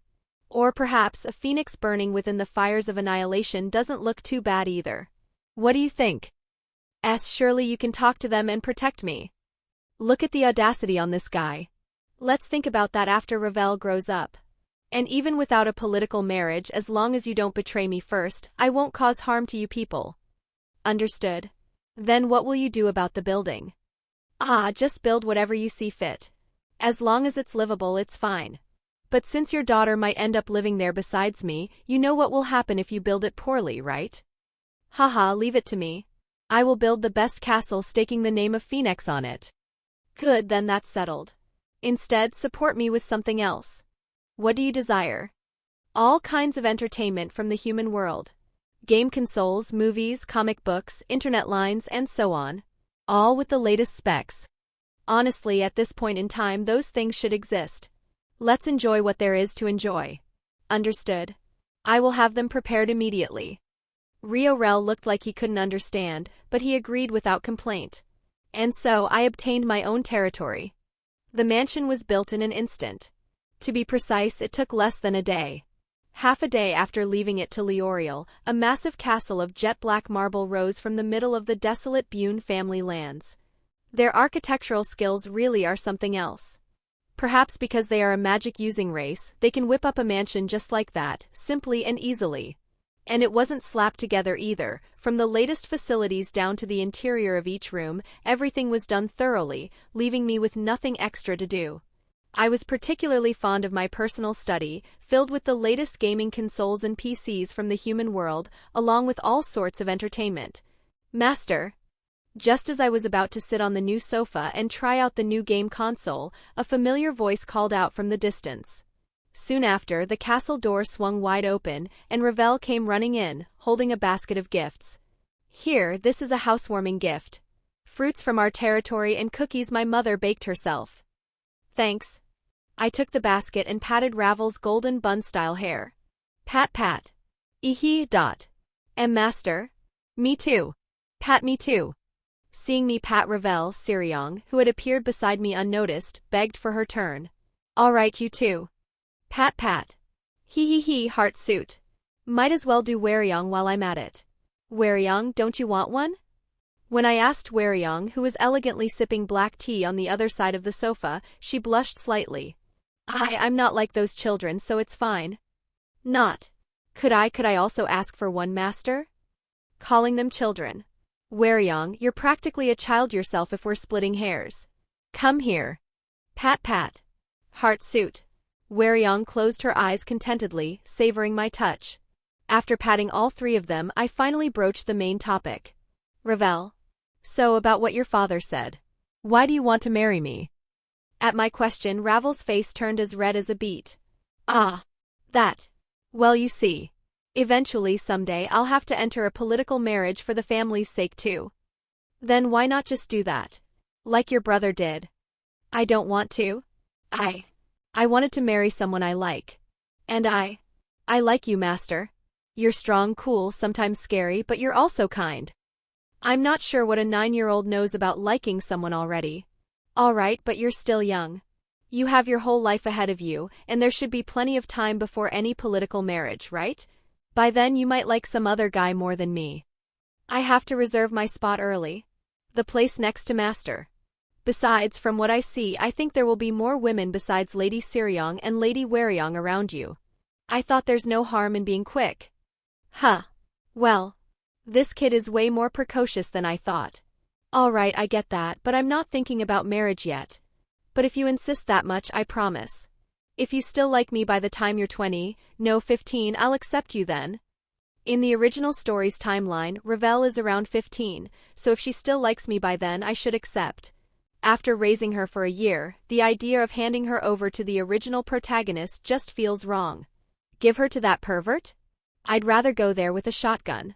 You really mean it? No takebacks. You promised. Yeah. No takebacks. Master? Then me too. I want to marry too. My master. Is that promise valid for me too by any chance?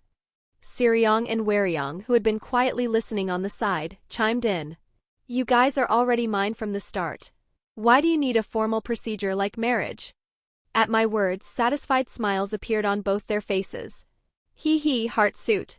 Heart suit. Such interesting reactions they have. Ravel? I'll yield the position of head wife to you. Snatching it away later will be more fun anyway. Hwoarang declared triumphantly. Then I'd be fine even as the third wife. As long as Master gives me his love. Hwoarang said, covering her mouth with one hand and smiling. Well, it feels a bit strange, but thank you. It seems the hierarchy has been sorted out. Maybe because they've known her for over a year, both Seraphs and Hwoarang generously accepted Revel. A good thing indeed. But Revel, what did you mean earlier about more women showing up? From what I can tell, they definitely will. Lady Opus over there, who's sleeping, also stares intently at Master sometimes.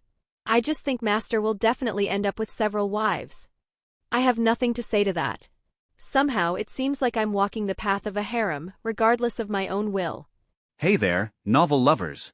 I know it's not the usual thing, but if you enjoy what you're hearing, please like and subscribe. Okay, shameless plug over. Now, let's get back to the listening. I had a magnificent castle in my territory, and I even had a fiancé, albeit a reserve one. I felt it was time to do something meaningful. Shall I make something? As I muttered while sitting on the sofa, Revel, who was eating cookies next to me, looked at me with round eyes. What are you going to make, Master? Instead of answering, I grabbed my left arm with my right hand. And without hesitation, I ripped it off. Crunch. Master? Ravel's scream, filled with shock, echoed through the castle. Not a drop of blood flowed from my torn shoulder. A new arm was already squirming and sprouting to replace it. Squelch, squelch. From the severed arm rolling on the floor, black tentacles squirmed and sprouted, writhing as if alive. Grail, get to work. At my command, the rusty gold light of the Grail enveloped the arm on the floor. Voo! Crack, cc crack. The lump of flesh boiled and bubbled, changing its shape, and began to swell fiercely, accompanied by bizarre sounds. Master? What is that gross thing? Or maybe not. It kind of looks cool. Oh my. Creating new life based on Master's body. Truly, it is a scene as enchanting as a dream. Sarah and Hwoarang, who ran over upon hearing the commotion, showed contrasting reactions. Sarah watched with disgust yet curiosity, while Hwoarang watched with pure admiration. The lump of flesh soon turned into a giant cocoon, and from within, a new entity tore through the shell and began to crawl out. Its massive muscular body was covered in pitch-black scales, and its chest glowed red as if lava flowed within. It had huge wings on its back, but the most horrific part was above its neck. 3 heads. 2 heads with different shaped horns flashed their red eyes and bared greedy teeth, while the third head, rising above them and resembling a skull, leaked purple liquid from its empty eye sockets. Roar. As the 3 heads roared simultaneously, the entire castle shook and space itself screamed. Master? What is that? Terrified, Revel hid behind me. It's my creation. How is it? I think I made it pretty well. I approached the newborn monster. Its 3 heads turned toward me in unison. Those eyes were filled only with the instinct for destruction and slaughter. But as I stood before it, the beast instinctively lowered its heads. Absolute submission to its creator. This should be about the level of an old Satan. It seems to possess power somewhere between Leviathan and Asmodeus, whom I ate before. Revel. I called my disciple hiding behind me. Why yes. Do you happen to have a familiar? And not yet? I was supposed to go to the familiar forest designated by my family, but I was worried I wouldn't find one I liked. Revel said, shaking her head. Then let's go with this one. I pointed to the monster prostrating before me. What? You mean this child who is practically your clone? Are you scared? It is a part of your master after all. And no, it's not that. It looks so powerful, I'm not sure if I can handle it. Don't worry. I made it to obey me absolutely, so it will serve you as its master according to my command. Besides, a familiar of my disciple should at least be this strong. Don't you agree? I said, stroking one of the monster's heads. Your name is Belzerak. From today on, your master is my disciple over there, Revel Phoenix. Value her more than your own life, follow her like a shadow, and protect her. Do you understand? Understood, my creator. The 3 mouths answered simultaneously with a voice that seemed to resonate directly in the soul. Belzerak turned his massive body and carefully prostrated himself before Revel. It looked like a giant mountain paying respects to a small bird. Go on, Revel. Make the contract. Yes. Revel hesitated for a moment, but soon, seeming to make up her mind, she approached Belzerak and formed the contract. The magic circle of the contract glowed, establishing the master-servant relationship between the two. Master? I want something like that too. Sarah clung to my arm, begging. I'll cut off one of your arms and make one for you later. Eek no. I smiled with satisfaction. Now there was someone to protect Ravel when I wasn't around. With him, she should be able to buy some time even against a Satan-class existence. Now, Belzerac. This is your first mission. Escort your master safely to her mansion. And from now on, guard her side at all times. As the master wills. Belzerac carefully let Ravel climb onto his back, spread his massive wings, and flew up into the sky. Watching them leave, I sat back down on the sofa. MMN. Eden. Ophus's voice echoed through the silent castle. The one who had done nothing but sleep for over a month had finally woken up. Ah, you're awake, Ophus? Yeah. What doing? I answered while looking down at the small lump of flesh squirming at my fingertips. Just creating some guys to guard the territory because I'm bored. MMN? Clones? Ophus approached my side and stared intently at what I was doing. Roughly similar. Every time I make one, I permanently consume a small portion of my power, but since I've become stronger than a heavenly dragon, the cost isn't that significant. Rather, I should say it's efficient. The cost is low, but whatever I make turns out to be at least ultimate class. And if I run a little low later, I can just hunt, get a snake from Ophus, or go visit Great Red and ask for some more power. Master? You are creating something again. Master? Make something cool this time. Hwoarang and Sarah, having approached unnoticed, clung tightly to my side. Let's put some effort into this one. I need to make a boss to lead the guys guarding my territory. I drew out the power of the Grail and poured it into the lump of flesh. At that moment, the entire territory rumbled. The sky darkened, cracks appeared in the earth, and lava surged up through the fissures. My creations guarding the perimeter of the castle all prostrated themselves toward me in unison. Oh my! Master is putting his heart into this one. Amazing! Master's power is covering the territory. The lump of flesh was no longer just flesh. It devoured space itself, transforming into something not of this world. It resembled a dragon, yet it was not a dragon.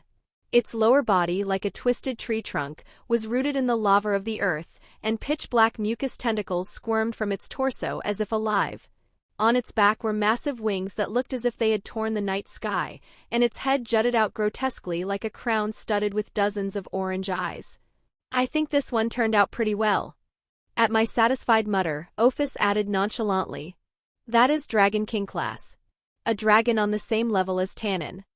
Since I put some effort into it, I ended up making a Dragon King class entity. It looks as grim and terrifying as I do, weaker beings might die of heart attacks just looking at it. After making about 30 of these things, it feels a bit awkward, as if my territory has turned into hell. They all look terrifying, taking after me. I'm mentioning this now, but the Grail is an item that deals with life. It's not a creation-type ability like Annihilation Maker. There is a reason I can use it this way. First of all, Annihilation Maker creates something from nothing. My Grail is different in that it requires material, my flesh/power, and while beings made by Annihilation Maker do not possess souls, the ones I create do. To be precise, it's closer to tearing off fragments of the countless soul dregs I've devoured so far and bestowing them upon the creations. At first, I didn't like that my sacred gear was the Grail, but now it seems I'm using it really well. Actually, would I have been able to make it this far if it weren't for the Grail? I would have died long before getting revenge. Suddenly, a forgotten past came to mind. I should visit the village I used to live in later. There were no bodies left to bury. No, in the first place, I didn't think I had the right to even set up gravestones for them. But now, maybe I can be forgiven a little. Your name is Belbeth. From now on, you are the existence that will lead my other creations and guard my territory. Creator. Your command. Dozens of eyes turned toward me simultaneously, answering with a voice that echoed directly in the soul. Now, establish your place in my territory and make your nest. Lead the others and protect this land. Jrr. Understood. My creator. Belbeth spread his massive wings and flew up into the sky. As he rose, the other guardians simultaneously followed him, covering the sky. Now they'll settle down somewhere and guard the territory on their own. My territory was increasingly turning into a place where a final boss would live, but I didn't realize that until much later.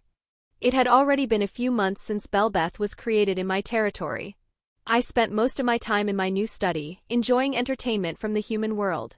As if to fill the void of tens of thousands of years since my reincarnation, I lived buried in games, movies, and comic books. On that day too, I was lying on the sofa engrossed in a game. Creator, Lord Tannen has arrived. The voice of one of my creations echoed in my head. I knew it was a good idea to include a telepathy function. Oh, let him in. Understood. A moment later, the massive doors of the study opened, and Tannen entered, having shrunk to human size. I always wonder, why doesn't he transform into a human form instead of staying as a dragon? Is that more comfortable for him? But even the dragons under Tannen's command transform into human forms just fine. It's been a while. Indeed. What brings you here? To think you'd visit in person. I asked without taking my eyes off the game console. What do you mean, what brings me here? I came to check because ridiculous waves of power have been radiating from your territory lately. The entire underworld is in an uproar. The Satans were considering coming, but I volunteered instead. I just made some subordinates. The territory felt too empty. Subordinates? I saw them on my way here. You mean those hideous monsters roaming around your castle? Each one is at least on the level of an ultimate class devil. And what the hell is that thing that spoke in my head and guided me just now? Who uses a Dragon King class entity as a mere subordinate? Tannen shouted, looking utterly flabbergasted. I'm above Heavenly Dragon class, so isn't it natural for my subordinates to be Dragon King class? What's the problem? Is that so?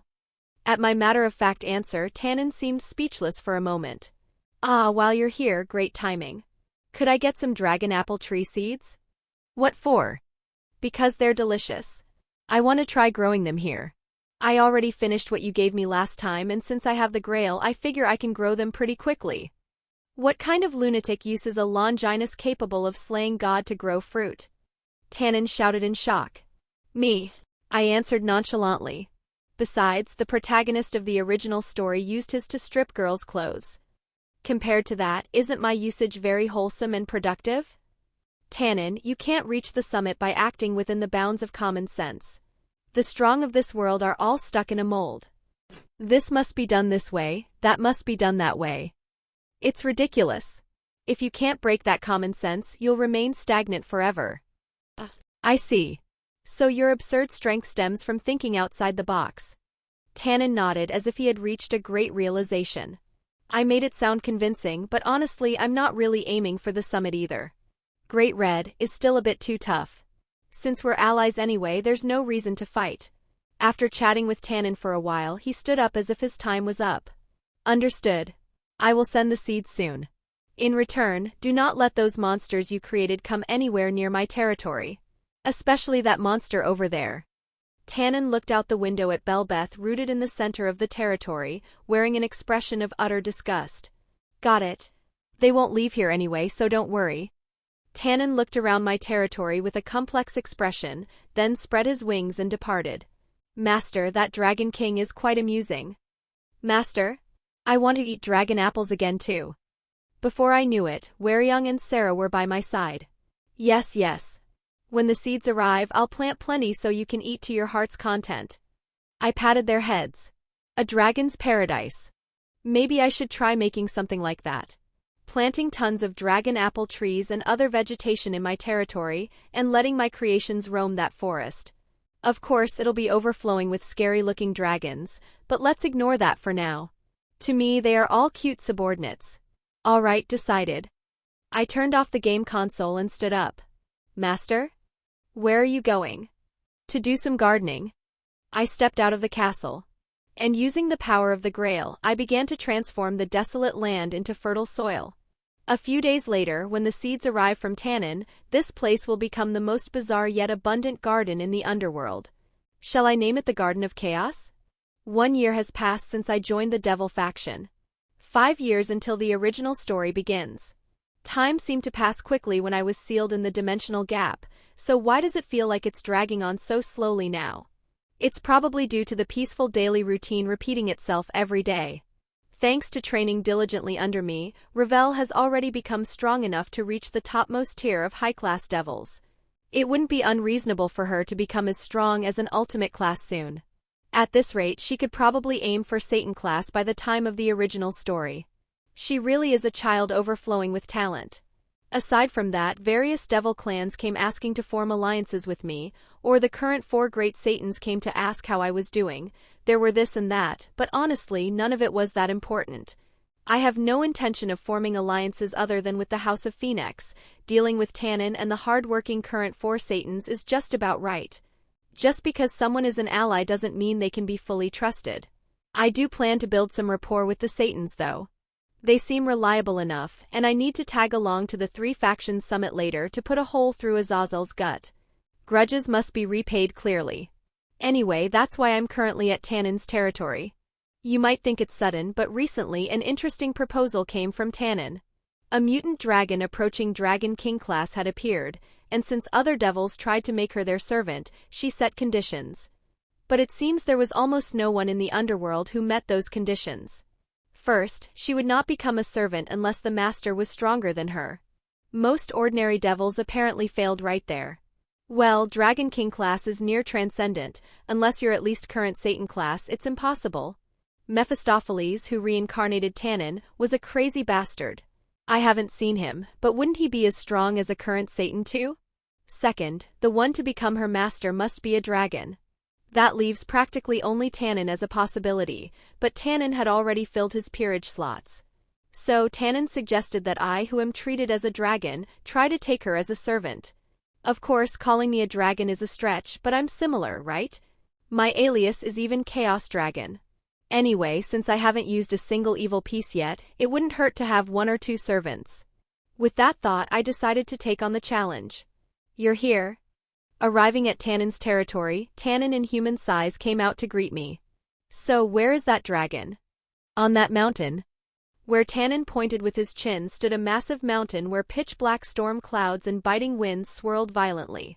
Oh, most guys would get shredded in there. That is why the foolish devils who tried to force her into servitude while ignoring the conditions failed. It looks deserving. Failing to even penetrate that means one lacks the capacity in the first place. Well then, shall we go? Crack. Crack. I abandoned my human form and transformed into the familiar Chaos Dragon.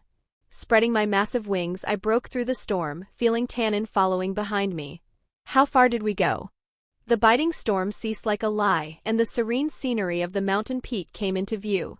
And at the center of it, a woman stood.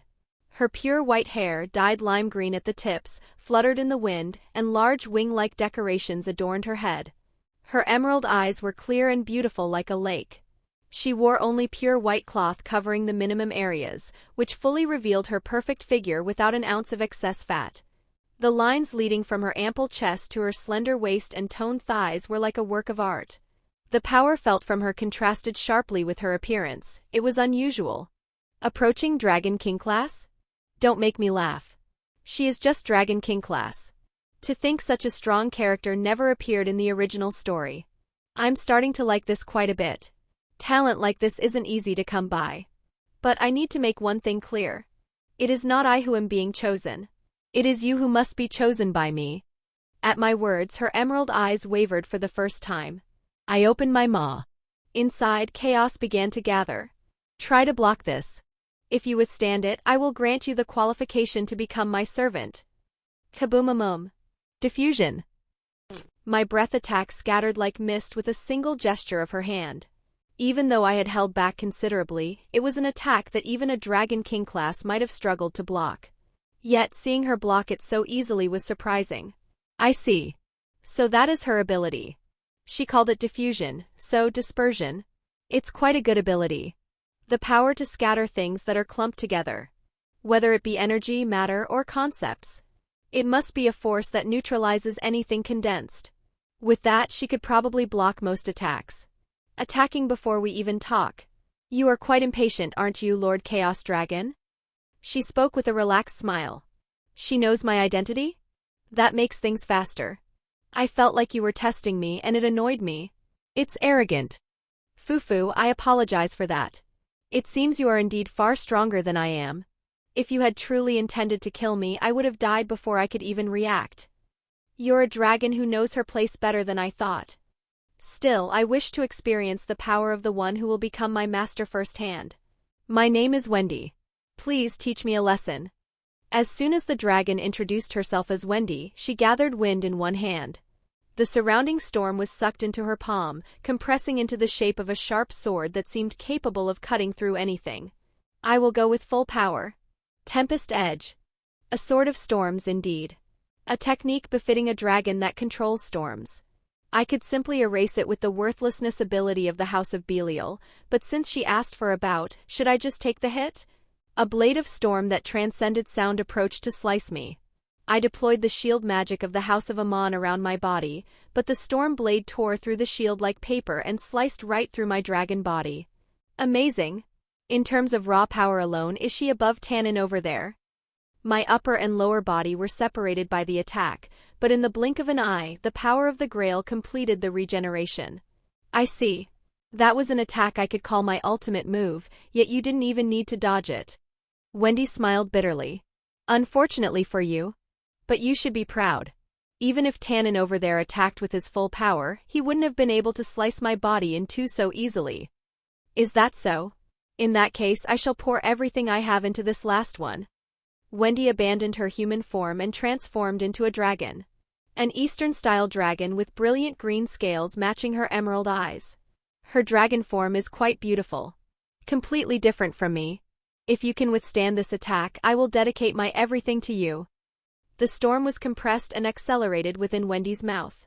Repeating that action dozens, hundreds of times, a tiny sphere the size of a bean was soon completed. If that thing is released, the power will be tremendous. Here I go. A strike containing my everything, Storm Core. Receive it. The sphere was fired at a tremendous speed that I couldn't react to, piercing through my defenses and entering my body. Release. At Wendy's command word, the sphere inside me exploded, beginning to destroy everything from the inside out. However, since I regenerate immediately upon destruction thanks to the Grail, the sphere eventually exhausted all its power and naturally disappeared. Was it a failure? Wendy, having returned to her human form, sank to her knees powerlessly. It hurt quite a bit. That was the first time I felt this much pain since fighting the heavenly dragons in the Great War. You just had a bad matchup. If it weren't me, even if it were a heavenly dragon, taking that attack would have been fatal. It is my defeat. My future master, may I ask your name? Eden. Chaos Dragon Eden. I look forward to working with you, Wendy. I look forward to serving you, Lord Eden. I approached her and took out the bishop evil pieces. I tried placing one against her, but as expected, one wasn't enough. So I just applied 2 bishops, and the evil pieces seeped into Wendy's body. Considering both were mutation pieces, it seems she has the potential to grow to the level of a heavenly dragon. Welcome to becoming my first servant, Wendy. From now on, unleash your power to your heart's content by my side as my bishop. Yes, Lord Eden. I, Wendy, shall become your wind and blow away every obstacle blocking your path. And so, I obtained my first servant. It's going to get noisy when I return. As soon as I returned to my castle, the scene I had anticipated greeted me. Hwoarang. Master brought a new woman. And she's pretty. Sarah clung to my arm, teary-eyed, and glared at Wendy standing next to me with intense wariness. Oh my, pleased to meet you. I am Hwoarang. I am Master's most faithful and most loving servant. And who might you be? Hwoarang introduced herself with an elegant smile, but a sharp light of containment gleamed in her eyes. Why yes, nice to meet you, everyone. Wendy trembled, sensing the power far greater than her own radiating from Sarah and Hwoarang, but she tried her best not to show her fluster. This is Wendy. She is the dragon who became my bishop this time. Get along well. At my introduction, Sarah and Hwoarang's expressions shifted subtly. Ugh. If Master says so. Nice to meet you, Wendy. If you bother Master, I won't let it slide. Why yes. I look forward to working with you, Lady Sarah. Sarah seemed reluctant, but upon hearing my words she extended her hand to shake Wendy's. Fufu, I look forward to knowing you, Lady Wendy. Since you have become Master's servant, let us get along. Yes.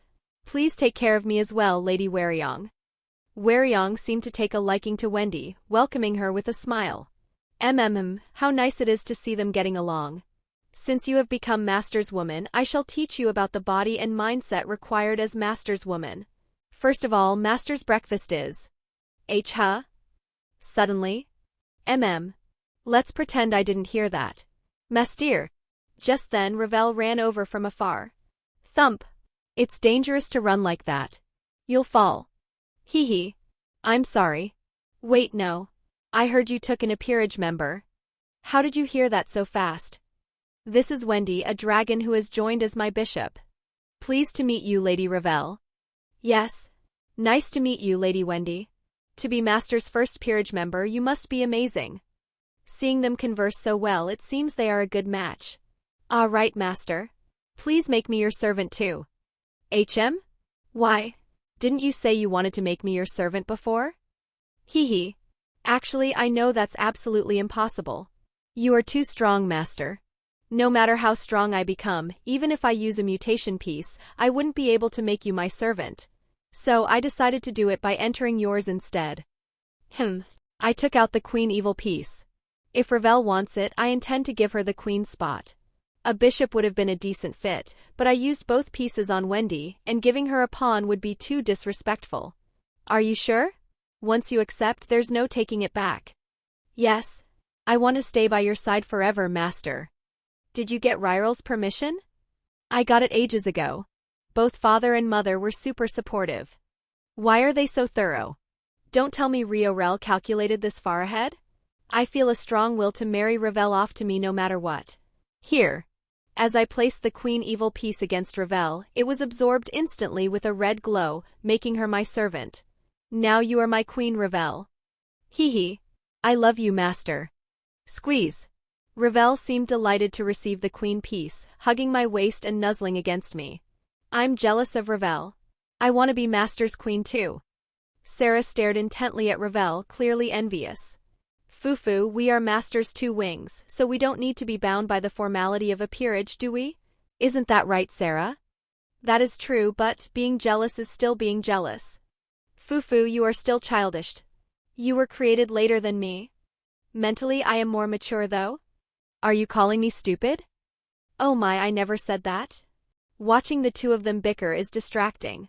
Anyway, my peerage composition is now filled with Queen Revel and Bishop Wendy. I still have 2 rooks, 2 knights, and 8 pawns left, but I have no intention of rushing to fill them. After all, my current combat power alone is enough to easily wipe out a typical mythology faction. Well then, since we have a new family member, shall we have a welcome party? At my words, the eyes of Sarah and Hwoarang, who had been bickering just a moment ago, sparkled. Party? Then can we eat lots of delicious food? Oh my, Master. Shall I show off my skills? I will prepare a banquet as enchanting as a dream. Wendy, Revel. You two help with the preparations.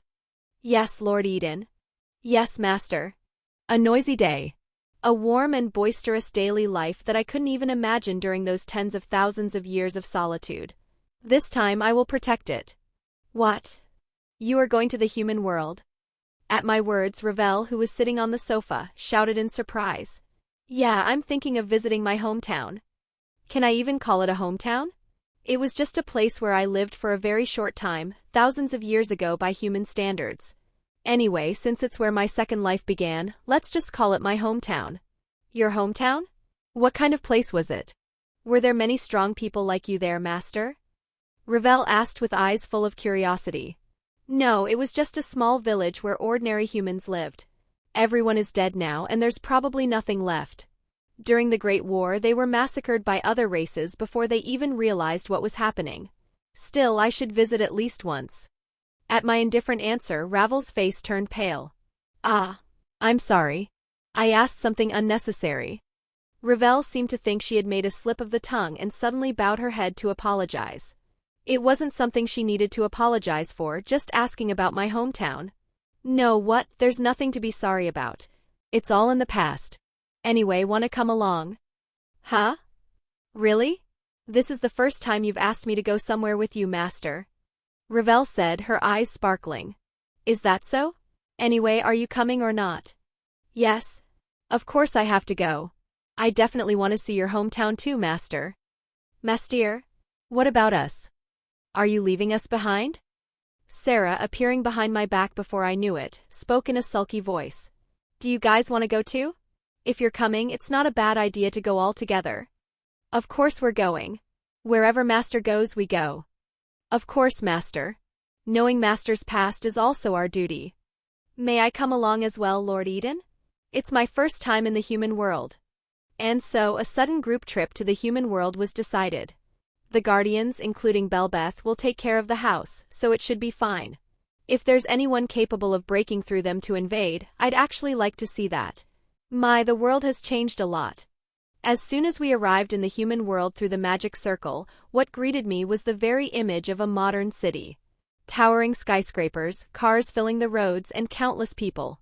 As a reincarnated individual, it was a familiar sight to me, but seeing the scenery with my own eyes after tens of thousands of years was quite welcoming. Ooh, so this is the human world. There are so many fascinating things. The sky is blue, it feels different from the underworld. The air is refreshing too. Come to think of it, Sarah and Hwoarang have only ever been to the dimensional gap and the underworld since they were born. I should take them out more often. Excuse me, Master? Which way is your hometown? Hwoarang asked, looking around. Well, it's changed so much I can't tell what's where. The place I lived was just a small village in the forest. Master, if we just keep going forward, won't it show up? Sarah shouted confidently. Lady Sarah, I don't think that's how it works. We'll get lost. Wendy said, looking troubled. While I was thinking of a way to find my hometown, I felt a familiar energy. The energy of the Grail. Faintly, I could feel the traces of where I had used the Grail in the past. Surely not. It hasn't been tens of thousands of years like in the dimensional gap, but at least a few thousand years must have passed here. Yet, the traces I left behind still remain? It was practically a miracle. This way. Follow me. I began to move in the direction of the village, following the Grail's energy. Leaving the city and traveling for quite a while, the familiar scent of the forest pricked my nose. And finally, we arrived at the clearing where the village used to be. There was nothing. Not even ashes remained, it was just a clearing overgrown with grass. The passage of thousands of years seemed to have erased even the traces of the tragedy. Wordlessly, I walked into the center of the clearing. And I closed my eyes. Laughter, songs, and screams. The memories of that day when everything ended faintly resurfaced. I'm sorry. I muttered quietly. For only coming back now. It was then. From behind me I heard the surprised voices of the girls. Master? That is. Master? From the ground. Oh my. Whoa. I slowly opened my eyes. Around the ground where I stood, hundreds, thousands of white flowers were blooming. It was the final greeting of the souls sleeping in this land, resonating with the power of the Grail that had activated without my conscious knowledge. Among the scattering souls I saw a few familiar faces. But to think they were bound to this earth, unable to pass on even after so much time had passed. Self-loathing welled up inside me. What had I been doing while they were bound here? Then I heard whispering voices behind me. Welcome back, Eden. Ho-ho. You've grown a lot, boy. My goodness, making an old man wait this long. We all waited for you, Eden. I see. Even after such a long time you were all waiting for me here. You endured an eternity for my sake. May you all depart to a better place now. With my final words, the souls slowly scattered and eventually vanished completely. All that remained was the field of white flowers they left behind. Master, are you crying? No. Let's go now. Okay. Even as we left, I looked back at the field of white flowers. I stopped for a moment and cast a barrier over the flower field. This way, no human footsteps will reach it. There is no other reason. I just want this place to remain for as long as possible. I turned back and walked on. I felt as though my heart had become a little lighter. I just realized my hometown was in Japan. Of course, as soon as I saw the Japanese writing on the buildings, I knew it was Japan, but the realization hit me again. I don't know why, but I had a feeling I would get entangled with the original storyline no matter what. After all, if I didn't want to get involved, I wouldn't have taught Revel or joined the Devil faction. I would have just established my own faction somewhere unknown and gone around hunting other species. But I guess I would have gotten involved eventually. Because I have to meet that bastard Azazel once and beat the crap out of him. Master? Let's go here. If we go up that tall tower, I think we can see the whole human world. Surprisingly, the most excited one among us was Revel. She was even more excited than Sarah. It seems that, being a young devil, she hasn't visited the human world many times. Master? I want to go to that shiny shop too.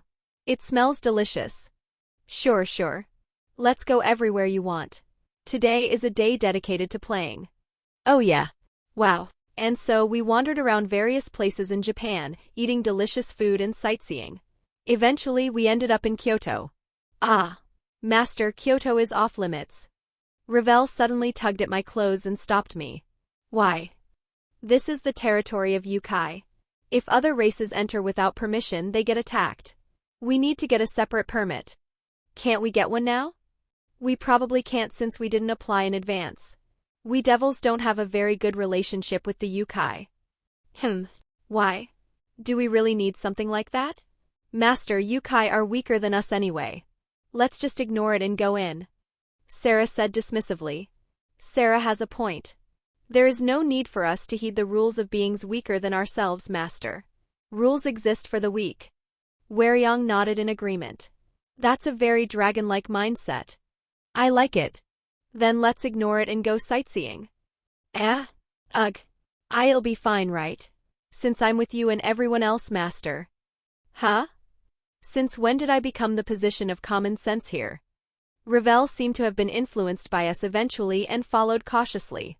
Wendy looked flustered, sensing something was wrong, but seeing us all decide to just go for it, she followed along. There's nothing that can't be solved with power, so it should be fine. If it doesn't work, that just means my power is insufficient, so I just need to get stronger. Or so I thought until trouble broke out just an hour later. How dare you set your dirty feet in here? Devil. A large Oni yokai suddenly appeared and blocked our path. Wait. The only devils here are Revel and Wendy, who became a reincarnated devil. If only 2 out of 5 are devils, isn't it wrong to just lump us all together as devils? But you're quite rude. Look at the way you speak. Boom. As soon as I finished speaking, Sarah dashed out and blew away the Oni yokai who pointed his weapon at me, leaving not even a corpse behind. With a flash of blue light, the Oni turned into dust and vanished before he could even scream. What? What did you just do? The other yokai flinched, shocked that their comrade had died without even being able to react. We just wanted to sightsee quietly and leave, but you're the ones who picked a fight first, right? Crack. Rack. I slowly began transforming into my dragon form, instilling fear in the gathered yokai. Just as I was about to kill them slowly and painfully. It. With a dazzling golden light from the sky, a buxom beauty with fox ears descended and blocked our path. Wow. Is that chest size for real? I thought Sarah, Hwoarang, and Wendy had big chests, but she's even more. This woman must be the leader of the Kyoto yokai Yasaka. Returning to my human form, I asked Yasaka, who stood in my way. Seeing you come all the way here, did you come to die? I apologize for the rudeness of my subordinates, Lord Chaos Dragon. Please find it in your heart to forgive us. Wait, even yokai know me? Just how far have rumors about me spread? With just words? If you wish, you may have this body of mine. I'm not really interested in that. If I were interested in that kind of thing, I would have touched the women beside me long ago. You cannot. Lady Yasaka. You cannot defile your body for such a monster. The yokai behind her shouted in horror. Hey, that makes the monster listening feel bad. Noisy. I flicked my finger lightly. The yokai hit by my magical power coughed up blood and were sent flying. Now, shall we talk again? How will you pay the price for offending my subordinates and disciple? I looked at Yasaka and smiled coldly. Since they ruined a rare enjoyable trip, I should get at least this much out of it. We followed Yasaka, who promised compensation, to the yokai headquarters in Kyoto. I just intended to scare them a little and have some fun, but it seems she intends to give us proper compensation. Wow. There are so many yokai. There's a Nikomata too. Revel looked around in fascination like a child. Revel, didn't your brother have a Nikomata among his servants too? And Ianli? Look at those haphazardly chosen names. Come to think of it, and I and Lee were Nakomata too, right? I forgot. How can you forget that? Following Yasaka, we were guided to a quite luxurious room. We will treat you as honored guests. If there is anything else you desire, please let us know. Yasaka bowed politely. Something I desire. Can I touch those fox ears? Excuse me? I've always wanted to touch animal ears. Master? That's cheating. It's clearly cheating. Sarah hung onto my arm in a panic. No, how is just asking to touch ears cheating? Isn't the cut line a bit too strict? I'm not even dating anyone, so how is it cheating? If you wish, here. Oh, she's actually letting me do it. I carefully touched Yasaka's fluffy ears. This feels fascinating. It feels like touching a very high-quality fur coat. Ugh. What the? Why are you moaning, Lady Yasaka? Is touching your ears that stimulating? You. Master. Touch my ears instead. That's right. Master. Rather touch my ears. No. You guys don't have animal ears. Crack. I heard the sound of Sarah and Hwoarang's hearts breaking at my words. Ugh, hi. Then how about wings? Or tails? Hey, don't open them. It's chaotic, Sarah. I felt like I would be pestered endlessly by Sarah and Hwoarang if I touched any longer, so I took my hand off Yasaka's ears. Ah. How was it? My ears. They were nice. Good to touch. Then I shall take my leave now. Please rest comfortably. Yasaka left the room with a flushed face. Phew. Meeting the ruler of Kyoto. I think it was a wonderful experience. Seeing Ravel, who wasn't even scared anymore and just thought she had a fascinating and precious experience, made me realize she's been quite influenced by me. I didn't teach her anything bad, so it should be fine, right? Shall we ask for some food? Good idea. Something delicious. Deep in the night when everyone was asleep. Rustle, rustle. I woke up to a foreign sound. As soon as I opened my eyes, I saw a beautiful girl with cat ears and a black tail. An expressionless face with black bobbed hair partially mixed with white and jet black eyes. She had a cute appearance, but the most striking feature was her huge chest. A chest larger than Sarah's and Hwoarang's immediately caught my eye. It's a cat girl with breasts so big I wonder if they're on par with Wendy's. No, maybe a little smaller than that.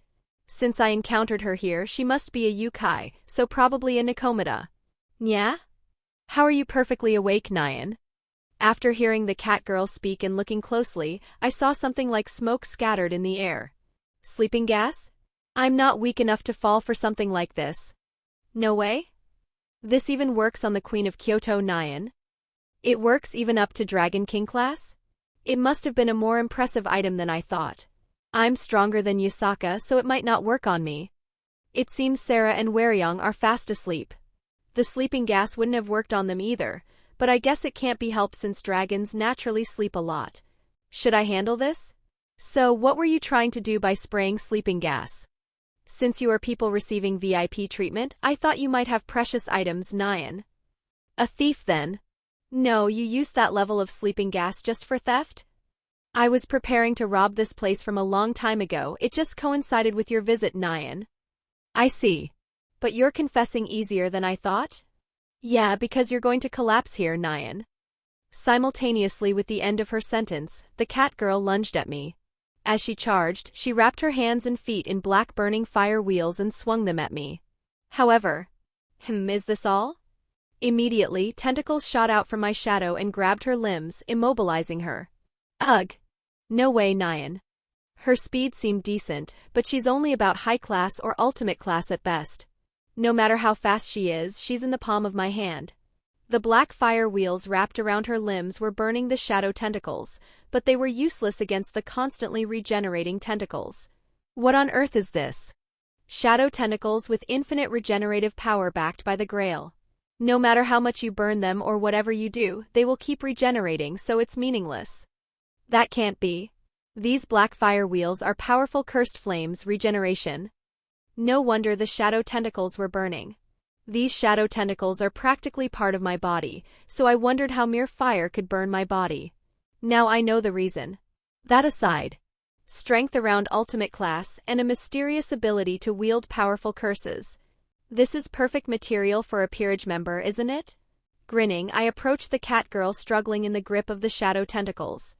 Since you came to mess with me, no, seeing as you came to the Kyoto headquarters to steal, you must be prepared to die, right? At my cold question, the cat girl bound by shadow tentacles fell silent for a moment. Her black eyes stared at me intently. Can't you let me live, Nyan? Her way of speaking is incredibly peculiar. If I let you live, what benefit is there for me? All you seem to have is that curse fire or whatever and that body of yours.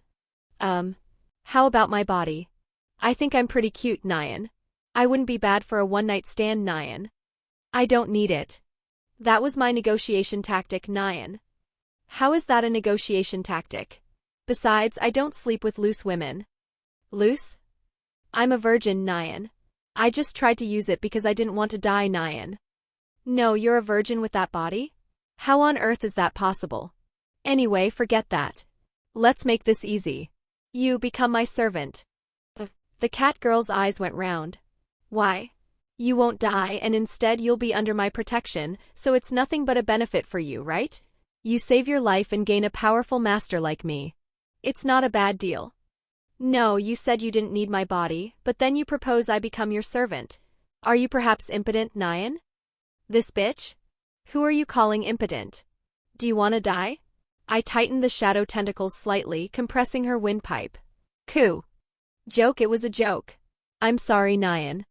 So will you do it or not? I don't have time. What happens if I refuse, Nyan? Do you have to ask to know? You die, obviously. Your soul will make good fertilizer for my creations. I'll do it, Nyan. Good choice. I took out a night evil piece and placed it against the cat girl. With a red glow, the night piece was instantly absorbed into her, and black devil wings sprouted from her back. It worked in one go. Actually, this is normal. Wendy required 2 pieces because she was Dragon King class. Anyway, I obtained a fairly decent servant. Come to think of it, I didn't ask for her name. I'm asking since you're now my servant, but what is your name? I don't know if I should be relieved you're asking even now. It's Noir, Nyan. Noir. Is that French for black?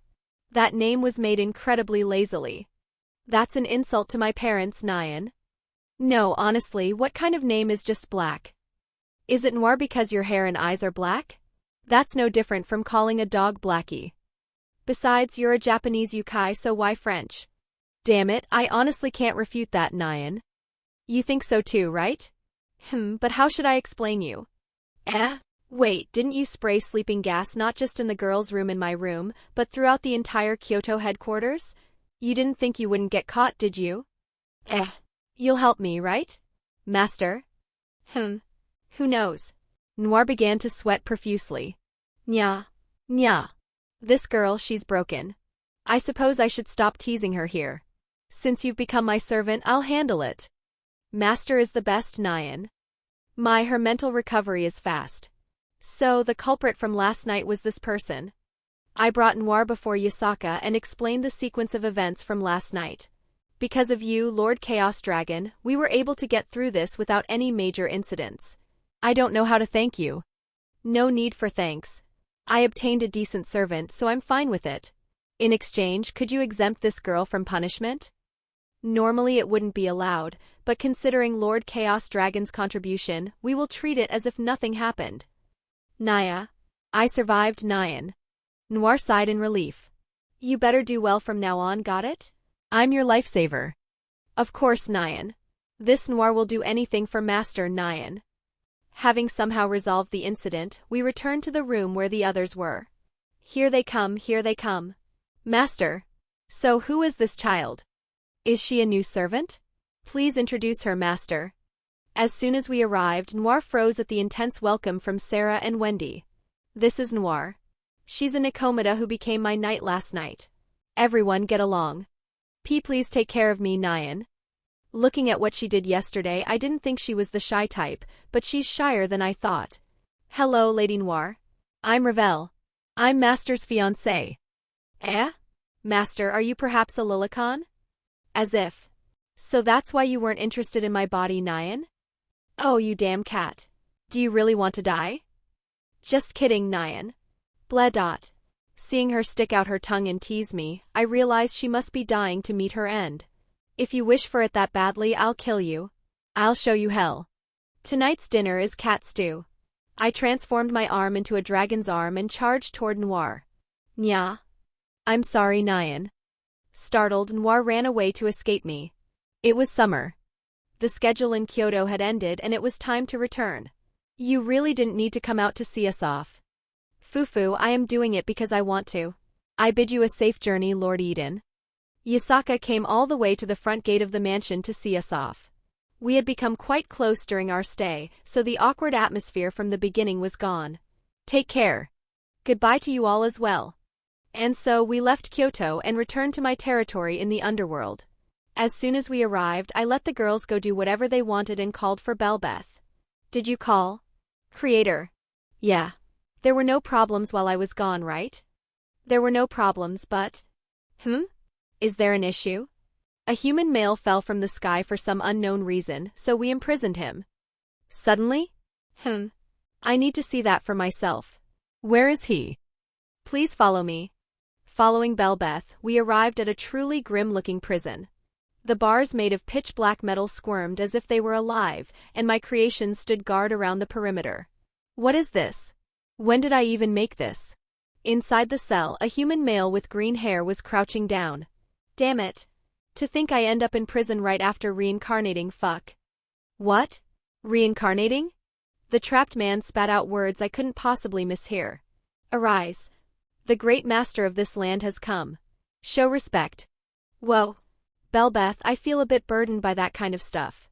Are you the owner here? How do you manage your people? How can you just kidnap a person and lock them up like this? As soon as the man saw me, he jumped up and shouted. No. Actually, if a guy who suddenly fell from the sky was merely imprisoned instead of killed, shouldn't you be grateful? If it were other radical devils, they would have just killed you on the spot. Is that so? This guy seems a bit lacking in intelligence. That aside, you're a reincarnator, aren't you? Huh? How did you know?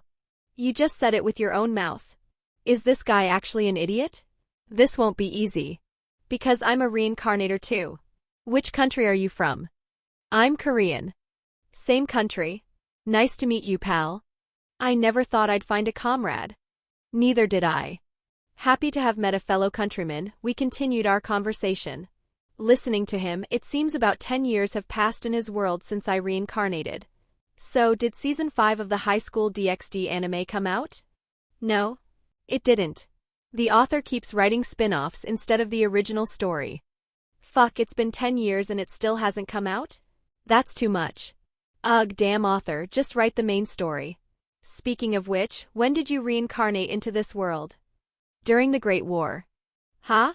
Seriously? Seriously? How are you alive? Since this is a devil's territory, did you reincarnate as a devil? I'm a human like you. Just a human who ate a lot of things. Humans can't live for thousands of years, sir. Maybe you just lacked willpower? No. That goes beyond willpower or whatever. His reaction is delicious. Anyway, what did you get as your reincarnation perk? I don't know. I haven't checked. What did you get? The Sephiroth Grawl. Oh, it's a Longinus, but of all things that? Isn't that totally for support? I had the same thought when I first got it. Having something like that during the war era. I feel like you just get it stolen and die. Well, I managed to survive somehow. Somehow survived, indeed. Anyway, if you don't know your reincarnation perk, I'll help you check it. How? Like this. Crack. Crrrack. My human body crumbled away, and the Chaos Dragon descended upon the world. I looked down at him in my dragon form. Grrrrrrrrrr. Holy shit, what the fuck is that? If you don't want to die, bring it out. The power inside you. Chaos gathered within my maw. Waves of power, ready to be unleashed at any moment, fluctuated violently. Fuck. Come out. Plear Airways. Flash. Countless swords erupted from the empty air around him, creating a graveyard of blades to protect himself. Seeing that, I immediately cancelled my dragon form and reverted to a human. See, I told you it works instantly. Why, you fucking crazy bastard. Seeing him create swords, it's either sword birth, demon sword creation, or blade blacksmith, holy sword creation. Since I don't feel any particular holy power, it must be sword birth. It's sword birth. That's your sacred gear. But how did you know it was a sacred gear? I might have received something else as a perk, not a sacred gear. We can think about that when the time comes. You were in mortal danger, so something was bound to come out. Lunatic, absolute lunatic. Thanks for the compliment. It's not a compliment. As expected, his reactions are entertaining. I feel like this guy will keep me from getting bored for a while. But why specifically katanas? If it's sword birth, you can create all kinds of swords. Bastard swords, claymores, there are plenty of choices. I asked as I looked at the swords he had created. They were all sleek katanas. Because the person I consider strong is Roronoa Zoro. I was watching One Piece right before I reincarnated. Plus, 3-sword style is fucking cool. I plan to try fighting with a sword in my mouth later on. Ah, fair enough. Come to think of it, since his hair is green, if he bulked up a bit, took off his shirt, and wrapped a haramaki around his waist, he'd actually look quite a bit like Zoro. By the way, aren't we talking without even introducing ourselves? I realized I don't even know who I'm talking to. Ah, I had forgotten. Just like with Noir, I feel like I keep forgetting to ask for names lately. Having lived alone for tens of thousands of years, perhaps the very habit of remembering others' names has vanished. Or maybe I just don't have much interest in other people. So, what's your name? Eden. Yours? My name from my past life? Or my current one? There was no need to hear his past name. The past life is the past life, and this life is this life. I, too, abandoned my name from my previous life long ago. Current one? I have to come up with that now? How would I have one yet? I fell from the sky the moment I reincarnated, and when I opened my eyes, the place was swarming with hideous monsters. Do you think I had time to name myself? No. You were the one who asked past life or current one. This bastard is really making me want to blast him with a breath. So, what are you going to go with? I haven't thought about it. To be precise, I was captured before I even had a moment to think. True enough, he was imprisoned as soon as he fell. How about just green? It matches your hair color. Intuitive and nice. Are you insane? What kind of person is named Green? Why are you dissing my servant? My knight is literally named Blackie Noir. Isn't that cute? When did I diss anyone? And Blackie is seriously pitiful. Is that even a name? You really half-assed that. See, I'm not the only one who thinks so. Ah, I've decided. My name is Ryu Dragon from now on. Why Ryu? It's cool. It means dragon. In this world, dragons are strong as hell. It means I intend to become as strong as a dragon. Is that so? How lame. What do you mean lame? It's fucking cool. By the way, when are you going to let me out? My legs are getting numb. Ah. I opened the prison door and let Ryu out. So where will you go now? If you have nowhere else to go, you can live in my territory. There are plenty of rooms. No, can't you send me to Kuo Town? Why? Trying to build connections there before the original story starts? Planning to become buddies with Hyoudou Issei? That's the meta. Gotta stick next to the protagonist to catch some crumbs, right? By the way, how many years until the main story? About 5 years. Oh, that's perfect. 5 years is plenty. I need to go to school, get close to the girls, and lay the groundwork. A lewd smile appeared on Ryu's face. I felt a bit irritated letting him enter the original story without any suffering just to leech off the plot. I reached this position by dying tens of thousands of times in the middle of the Great War, yet isn't he trying to start way too comfortably? Hey, Ryu. What? Let's train for just 1 month. A month? If I get stronger, sure. You look strong as hell, so you're going to teach me a thing or two. I'm in your care, master. You're the one who said it. Belbeth. At my call, space distorted and Belbeth revealed himself. Did you call? Master. Take this guy and throw him to the Guardians. Tell them to work him for a month, just enough so he doesn't die. Tell them I don't care if an arm or a leg gets cut off, so they can do as they please. I shall follow the Creator's will. Belbeth's dozens of eyes turned toward Ryu in unison. Ryu's face turned pale white at the overwhelming presence. Wait a minute. Guardians? You mean those monsters? I never asked for that. And what is that thing? What the hell is that hideous creature? You said you wanted to become strong. My guardians are all at least ultimate class.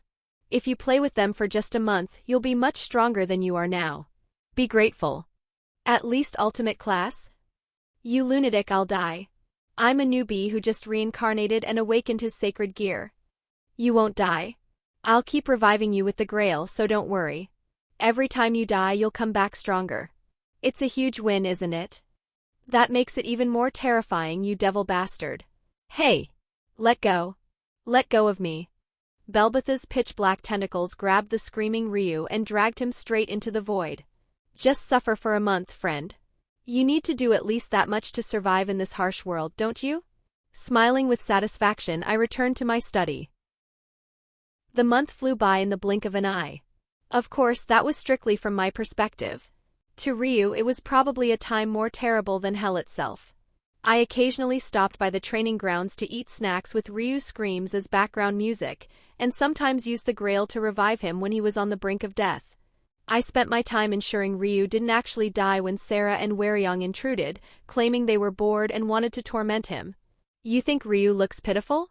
Hey, this is practically a lucky encounter you'd find in a martial arts novel. I'm helping him grow strong, he gains a solid backer in me, and after a month I'm even helping him settle down in Koho Town. I'm basically doing everything for him. Save me. Ah ha ha ha. Try running harder. If I catch you, I'll kill you painlessly. Boom boom bang. Kaboom. Watching Ryu desperately run away from the blue magic bullets Sarah was firing, I took a sip of the tea Ravel had brewed. Sip. The tea tastes good. I think you've gotten better at brewing it, Ravel.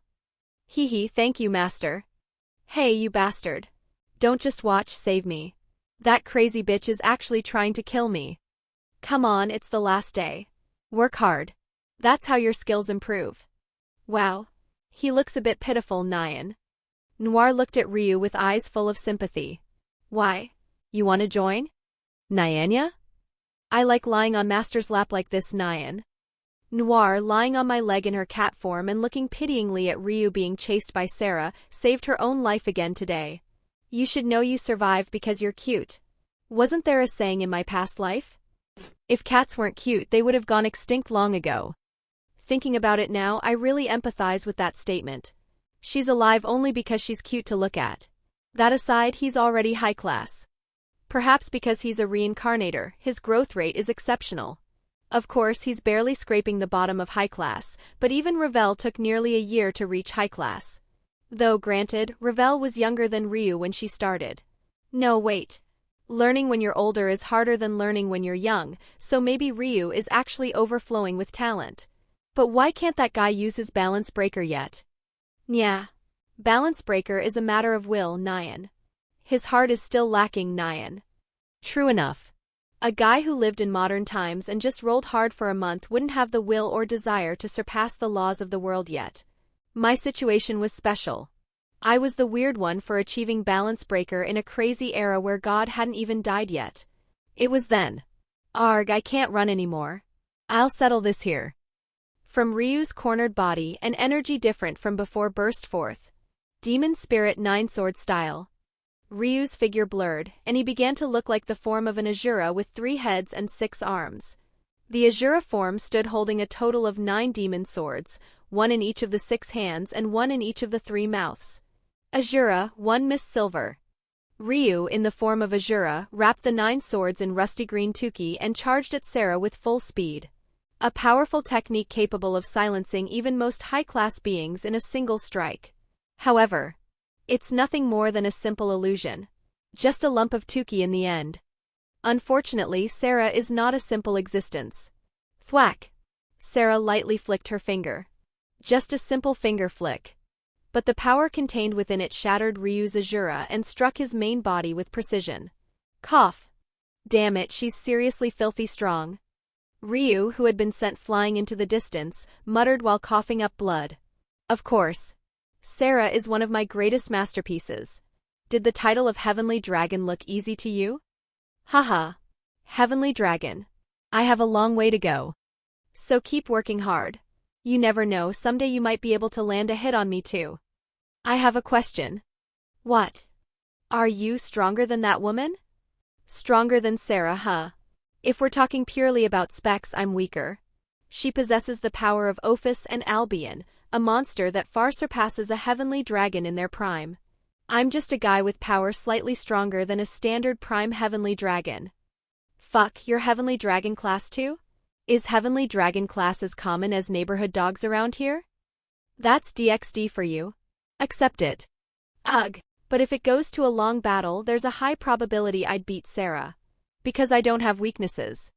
Believe it or not, I am an immortal monster that doesn't die even if killed. I see. Someday I'll land a hit on you. Both you and that woman. Good luck. And so Ryu's month-long hell training came to an end. The look in his eyes had become incomparably sharper than when we first met. At this level, even if I throw him into Kuo Town, he'll manage to survive just fine on his own. Ryu left for Kuo Town, and my territory became boring again. He served as a surprisingly good source of dopamine for a month, so it's a shame. Thump. Master. If you're bored, play with me. Don't just play games. Sarah dived onto me with a body press while I was rolling around on the bed, pestering me. Sarah, you are making Master uncomfortable.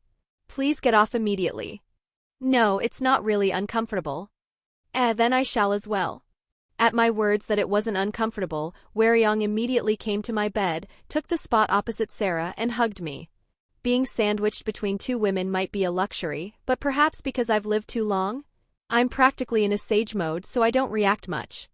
But thinking about it now, maybe Noir's comment asking if I was impotent might be roughly correct. No, wait. I can force it up if I want to, so I'm not impotent, right? Master is thinking of something else again, even though you're with me. To think of other things while with us beautiful girls. Sob, I am so sad, Master. Have you perhaps grown tired of us? They caught me drifting off. All right. Shall I pet you? Yeah, yes. Pat, pat. I patted their heads with both hands. Ehehe, heart suit. Foo-foo, heart suit. They really like me. After playing with them for a while. Click. Master? I'm here. Welcome, Revel. Hello, Revel. Welcome. Ugh. Can I join too? If you want. Then excuse me. Revel climbed on top of me immediately after speaking and hugged me. Hee. 5 years left, Master. Seeing how she talks, she really intends to marry me. Well, what can I do? I said it, so if she wants to, I have to do it. Master, what are you going to do today? Training again? No, I'm just going to laze around like this. I traveled and trained Ryu, so I plan to rest today. Of course, the trip was for fun and the training wasn't really my work, but well, who's going to stop me from slacking off? Until entering the original story, or rather the Three Factions Summit, there's really nothing to do but eat, sleep, and play. Effort to become stronger? No need. I can just consume the souls that appear when the old Satan faction starts a civil war in the original timeline. Even now, lower entities other than the Guardians hunt monsters in the underworld and collect souls. Since I absorb those, I am growing slightly. Not a dramatic power-up, but constant growth. That's enough. Since the God of the Bible is dead, the only beings who can stop me are Ophis and Great Red, and since they are my allies, practically no enemies exist for me. Samuel? I erased the Dragon Slayer weakness with the Grail, so he's not a threat. In short, I've become the ultimate life form. The only variable is Trihexa, but that's late-game stuff, so no need to worry yet. Besides, breaking the seal requires the Grail, which means they need to catch me to break the seal, so it's meaningless. These are the reasons I can laze around like this. Therefore, today I will diligently slack off. I'm fine with anything as long as it's with Master. Foo-foo, same here. Master's body heat is truly warm. If Master says so, I'll laze around too. Click. Another person entered. Naya? What is everyone doing lying down, Nyan? Is it a nap party, Nyan? Welcome, Blackie. Don't call me Blackie, Nyan. Wanna come up while you're here? Don't see me as such an easy cat, Nyan. Saying that, she transformed into a cat, jumped onto the bed, pushed Revel slightly and settled on my stomach. You said you weren't easy. I didn't say I wouldn't do it, Nyan. Right, you're cute too. Pat, pat. Purr, purr. Oh? She's even doing the purr song. But this means everyone except Wendy is here. Is Wendy coming too? Click. Lord Eden, I have something to discuss. What is this? Speak of the devil? What is everyone doing lying down? Well, just lazing around. Come, Wendy. Since you're here, you join too. Really? I don't know what this is, but excuse me. Eventually, everyone ended up rolling around on my bed.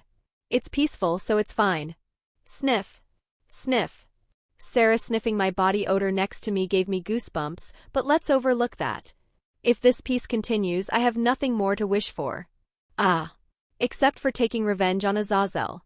5 years have passed. One could say a lot has happened, or perhaps not much at all. First of all, Ravel became an ultimate class devil. Her skills had long since reached that level, approaching Satan class in fact, and this time she was officially promoted to the rank of ultimate class devil. They say she is the youngest ultimate class devil in history. To be precise, it seemed like they ignored the usual achievements required and gave it to her out of consideration for me. It was likely a form of insurance to make me indebted to them, ensuring I wouldn't bare my fangs at them. Anyway, since her skills were already outstanding, they seemed to judge there would be no problem. Aside from that, since Ravel turned 15, we got engaged as promised. Seeing Ravel wearing something that looked like a wedding dress, even though it wasn't the actual wedding, gave me a strange feeling like I was committing a serious crime. Since the House of Phoenix organized it, the engagement ceremony was held on a massive scale.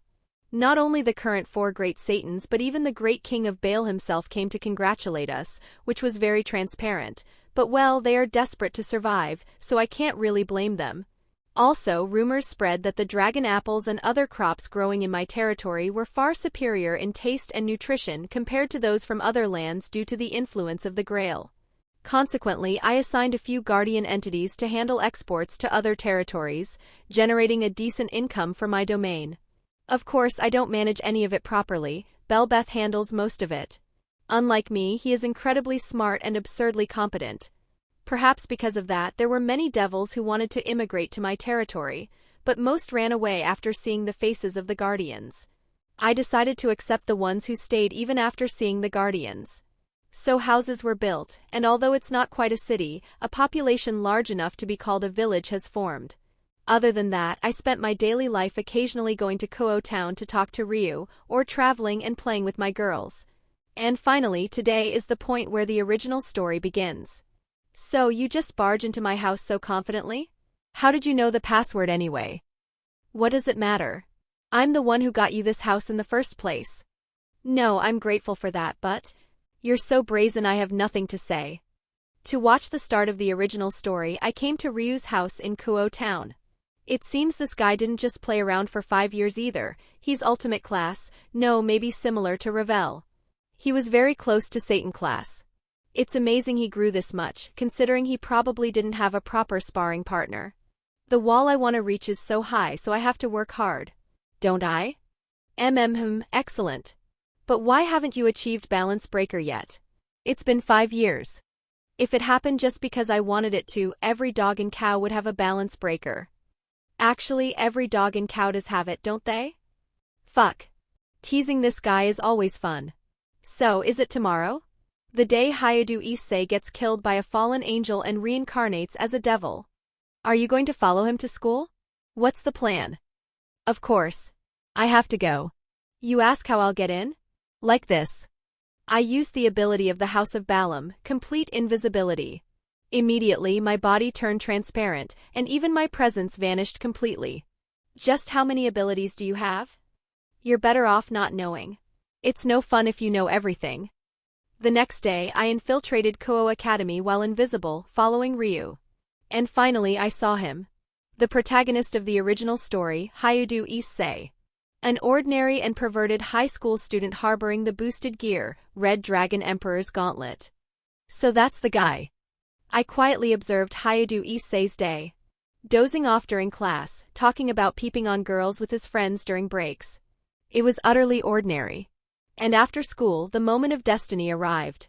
Amano Yuma, or rather the fallen angel Reina, approached Issei. Excuse me. You are Hyoudou Issei-kun, right? Yeah, that's me. Please go out with me. Seeing a scene I had only seen in novels or anime play out in reality made my heart race. Issei, not knowing what to do about getting his first girlfriend. Everything was flowing exactly as I knew from the original story. I watched their date from start to finish. And at sunset, in front of the park fountain, Reina revealed her true colors. Would you die for me? The form of a fallen angel spreading pitch-black wings. A spear of light extending from her hand pierced through Issei's abdomen. Gah! Issei collapsed, spilling blood. From his hand, a flyer imprinted with the crest of a crimson-haired devil fell out. Save me! In response to Issei's wish squeezed out with his last strength, the flyer glowed. Then, space distorted, and a crimson magic circle appeared. Walking out from it was a beautiful girl with flaming red hair. The next head of the House of Gremory, Rias Gremory. You possess a talent too precious to let die. Rias looked down at the fallen Issei and spoke quietly. So be reborn as my servant. My name is Rias Gremory. I am the one who will become your new master. She took out a pawn piece and placed it against Issei's body. Oh? Does he have more talent than I thought? 1 piece 2 3. After repeated failures, she tried a knight and a rook, but couldn't make him a servant. Ugh! What on earth? Eventually, only after taking out all 8 pawn pieces could she make Issei her servant. After Rias Gremory took Issei away, I talked to Ryu. So how was it? Issei? I kind of want to roll him around in training. Oh shit, please don't give me PTSD. I'll come back around the time of the 3 Factions Summit. By the way, Ryu, are you going to interfere with the Riser arc? I don't really have a justification to interfere, do I? True enough. Since we have nothing to do, want to spar? I'll go easy on you. I don't like being gone easy on, but I guess it can't be helped. Let's go right now. I'll land a hit on you today no matter what. Try your best. Entering the original story didn't drastically change my daily life. It just meant that the time for annoying events to occur was drawing near. I was still spending peaceful days in my castle with my people. Eden, what doing? Ah, Ophis. When did you wake up? I thought you'd sleep for another month. Woke up just now. Ophis was sitting on the sofa next to me before I knew it, staring at me with blank eyes. You asked what I was doing? Just thinking about what to do from now on. Things are going to get noisy soon. Ah, do you want some snacks? Yes, want. I placed the cookies Ravel had brought in the morning in front of Ophis. Munch, munch.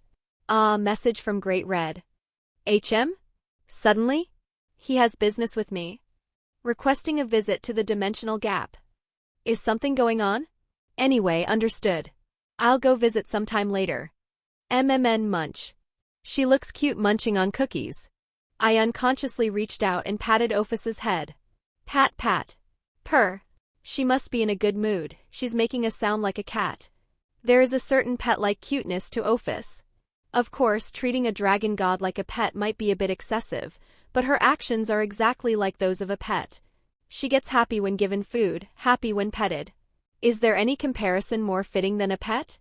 Come to think of it, isn't the position similar too? I feed her, give her snacks, cherish her, give her a place to sleep. SSSSS. No matter how I think about it, she's a pet. Tilt? With her acting like this here, I really don't understand how the Cows Brigade is still being maintained. Actually, in the original story, she was treated as nothing more or less than a snake dispenser. I should treat her well at least. At that moment, someone covered my eyes with both hands. Hee hee. Guess who? Ravel. You figure it out too fast. Squeeze. Disappointed that I guessed it instantly, Ravel hugged me. Hee hee, master, no. Hubby, I love you. Using the title hubby right now feels incredibly scary for some reason. We had our engagement ceremony, didn't we? We're going to get married in 5 years anyway, right? We have to practice in advance. That is true, but it's just embarrassing for someone who's thousands or tens of thousands of years old to be called hubby by a kid. Seeing that her chest has grown bigger and she's gotten taller compared to the original story, she definitely looks closer to my ideal type now. This is probably a trace of her effort to match my tastes. There is a setting that devils can adjust their bodies to some extent, so Ravel probably saw the Sarah and Hwoarang I created and thought, ah, that must be his taste. Of course she's right, but she doesn't really need to match that. Ravel was cute enough just as she was. Still, sexual stuff is a no-go. I want to do this and that with you too, hubby. Lady Sarah and Lady Hwoarang sneak into your room every night. Shall we decide to? No comment on that? I had a gut feeling that I'd be screwed if we continued that conversation. In the first place, even when they come, we just hug and sleep, okay? You. I'll let it slide this time. Thank you. Because I know you're doing it to cherish me. Hee hee. Yes, our Revel is cute. Pat pat. Eden? Snack's finished. I'm going. Ah, right. Ophis was here. I didn't pay attention to her. Where are you going? To watch Heavenly Dragons. Now that Hyoudou Issei has become a devil and both heavenly dragons have awakened, is Ophis taking an interest too? I'm curious as well. Later, if I show Sarah and Hwoarang to Albion and Draig and say, "These are your daughters," I wonder what their reactions will be. It will surely be quite a spectacle. Alright, have a safe trip. MMN. After sending Ophis off. So Revel, what do you want to play today? Aren't you going to train me these days? I want to become stronger. So I can become a woman worthy of you, hubby. Is there a need? You've already grown close to Satan class. That's enough to protect yourself. You even have Belzerak as a familiar, so if a strong opponent tries to threaten you, I'll be able to arrive before you get hurt. It sounds like you're saying you'll protect me anytime, so I'm happy. That is what I said though. HAA. As expected, I love you, hubby. Glomp. Revel burrowed into my arms once again. Revel is just perfect being cute. Time passed and finally the rating game between Riser Phoenix and Rias Gremory arrived. I was sitting in the best seat in the spectator stands looking down below. But why is he there? Standing in Rias Gremory's camp was a guy with all too familiar green hair. Ryu, why is he there? HM? Do you know him, Lord Eden? The current Satan, Serzex Lucifer, who was sitting next to me, asked. That. First, let me ask you something. Did that guy become your sister's servant? They said that wasn't the case. He's a mercenary. Considering the skill gap between Riser Kuan and Rias, the difference in experience, and the number of peerage members, we decided to allow one mercenary. So he intervened in that way. But you shouldn't be getting involved, you crazy bastard. That guy is at the top of ultimate class at the very least. In short, it's no different from an adult interfering in children's play. Still, he'll probably go easy on them, right? Perhaps because Riser is Ravel's brother, I feel weirdly uneasy about it, unable to completely ignore the situation. Hyoudou Issei had already collapsed. In the original story, this was a fight where he would have endured until the end, only to lose due to Rias's surrender. But now something had changed. Riser Phoenix before his eyes was not merely a high-class devil. A clear variable. Originally, this should have been an easy fight for Ryu to win since he intervened. One sword style. Ryu focused his mind, holding a single sword. I. The moment he shouted the technique's name, he dashed at a speed Riser couldn't even perceive and severed his upper and lower body with the drawn sword. Literally the ultimate quick draw. But Riser is a phoenix. With a burst of flames, his severed upper and lower body reconnected in an instant. To a mere human, I, a noble devil of a prestigious house, cannot lose. Riser had always thought of himself as a winner. A wealthy family, the unique regenerative ability of the phoenix, and Riser's own talent. Riser used to think that even if he did nothing, the life given to him was a paved road to success. However, since a certain day, Riser had been feeling inferior. It was because of a man named Eden, who became the master of his younger sister, Revel.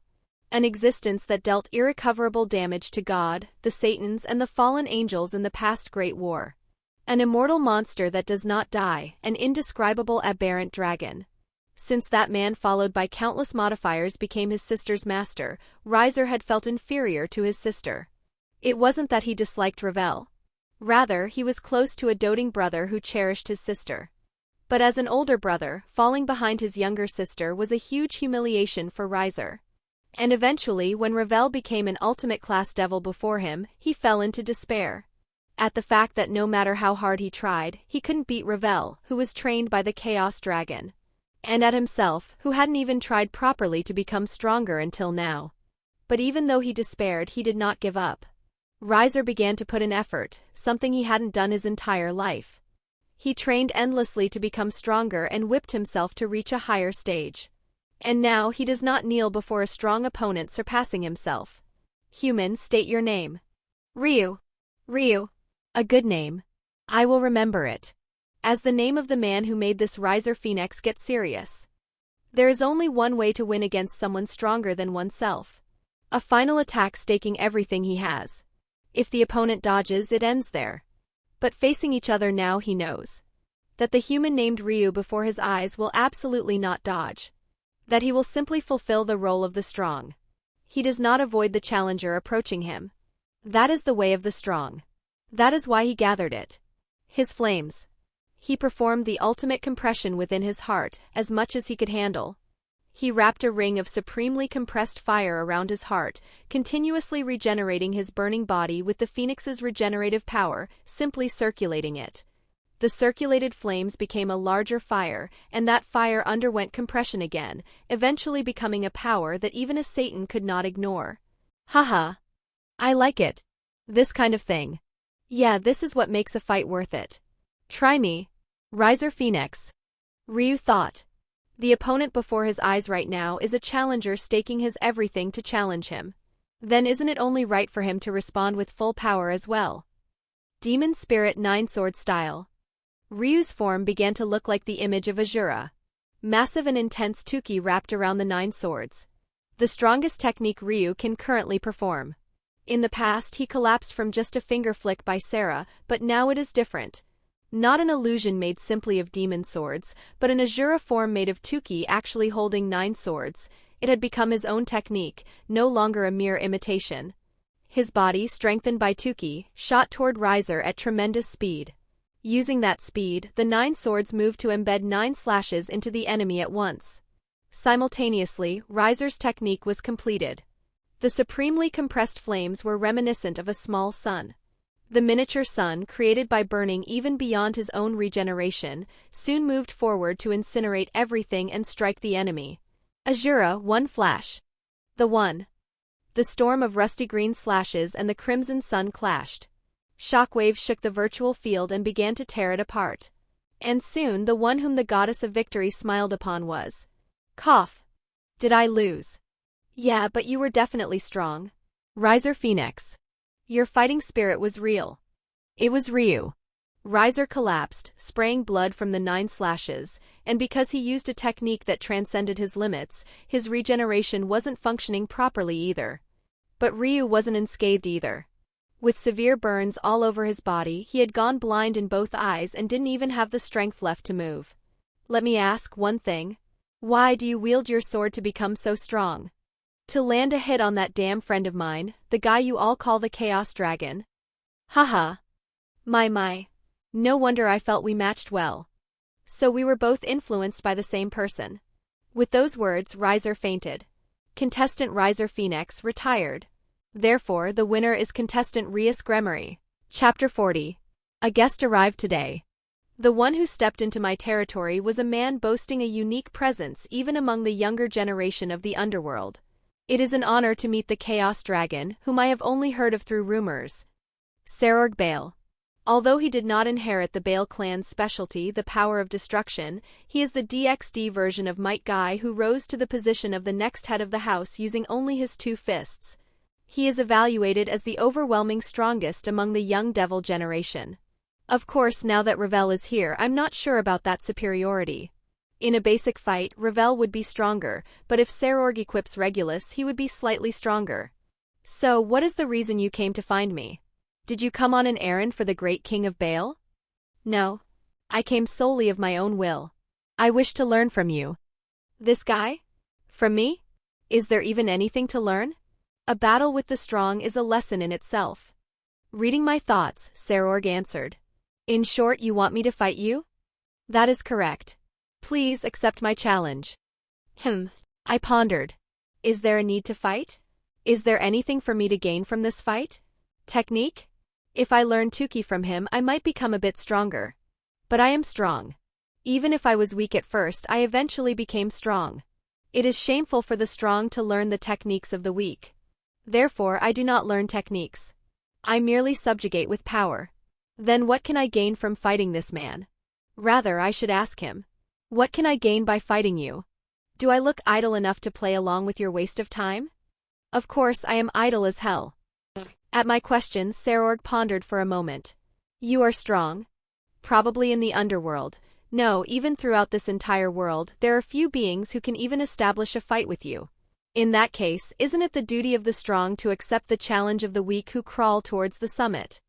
This guy is incredibly smart. Those words are correct. I am strong and therefore accepting the challenge of the weak is also the duty of the strong. Fine. I accept that challenge.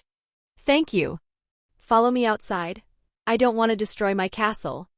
We immediately left the castle and came out to a secluded plain. Before fighting, I spoke to Seraphs. I have one condition before the fight. What is it? Give it your all. Don the lion. You knew even that much. If you don't wear it, you won't last even 2 seconds before being knocked out. Seraphs hesitated. I know because I saw the original story. He definitely said he had no intention of equipping that power unless it was a crisis for the underworld. But the weak challenging the strong also have the duty to give it their all. Since he discussed the duty of the strong with me, he must also perform the duty of the weak. Understood? Come. Regulus. From a golden magic circle, a brilliant golden lion revealed itself. Did you call my master? Do you see it, Regulus? That lofty and mighty existence. Yes. I see it. The existence before our eyes is worthy of being called a god. He accepted my challenge as a strong one. Then we too must fulfill the courtesy of the weak. Let's go, Regulus. I am with you. My master. My lion. King of Nemea. You who were called the Lion King. Respond to my valor and become my raiment. Balance break. Regulus Ray Leather Rex. Glory of the Lion King. The golden lion wrapped around Seraphs and soon became armor. Immediately after completing the balance breaker, tremendous Tuki erupted from him, shaking the earth. He is definitely strong. Stronger than the current Revel. It is simple and honest Tuki. In terms of strength, he's just below Satan class. He is definitely in the line of the strong. Then come at me. With everything you have. Here I go. Seraphs' body shot forward like a cannonball.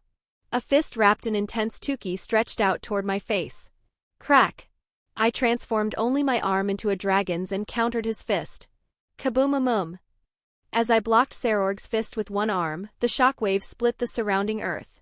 Not missing that opening, I transformed my other arm into a dragon's as well, wrapped it in chaos, and drove it straight into his solar plexus.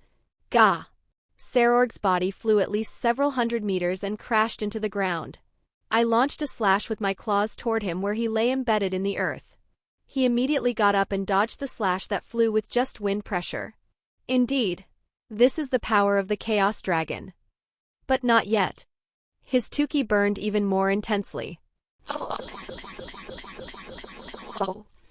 This time it wasn't a simple fist. Massive Tuki in the shape of a lion resided in his fist and was fired at me. I did not dodge. I merely released my internal abilities a little more. The lion-shaped Tuki approaching me vanished as if it were nothing. Absurd. Is this it? I'm disappointed. I walked slowly toward him. Not yet. Seraphs took a stance. He seemed to realize that ordinary techniques couldn't inflict any damage on me. He began to gather power. A strike staking his everything. Born into the house of Baal but rejected for not possessing the power of destruction, yet never giving up and building everything through constant effort. To land a single blow, just one blow on me standing before him, he gathered all his Tuki into a single point. His Tuki, multiplied dozens of times by equipping Regulus Nemea, resided in his fist as a single point, and soon Seraphs' full power was complete. I simply waited. To test his power.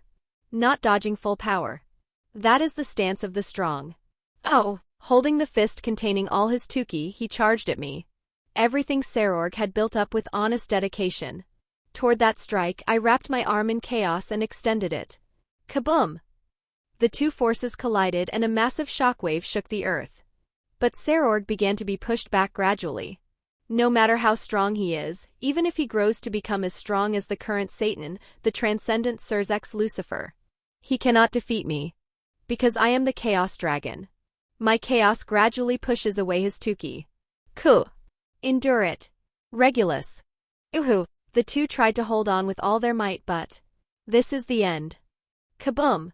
Applying force, I shattered Seraphs' golden armor and sent him flying far away. Seraphs, who flew at least several thousand meters, couldn't endure it and fainted. The fight ended with that. Chapter 41.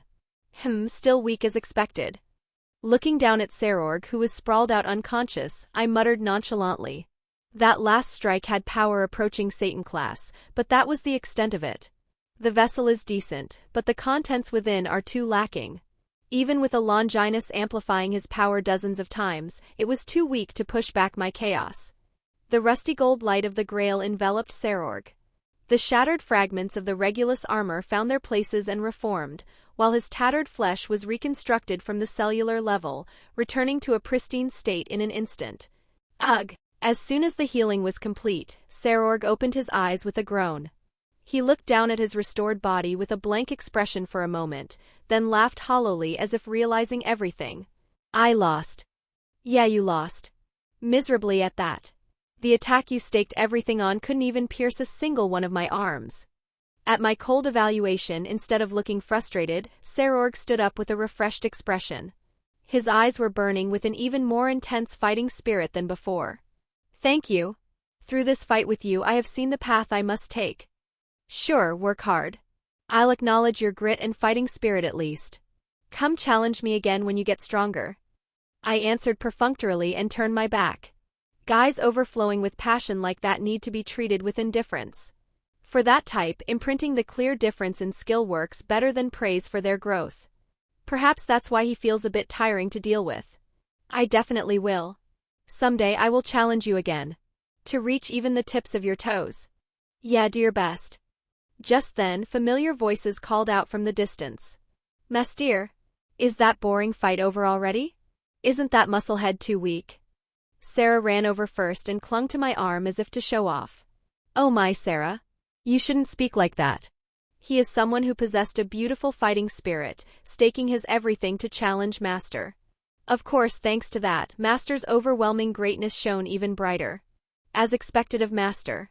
To remain without a single scratch against such a strong opponent, it is truly as enchanting as a dream.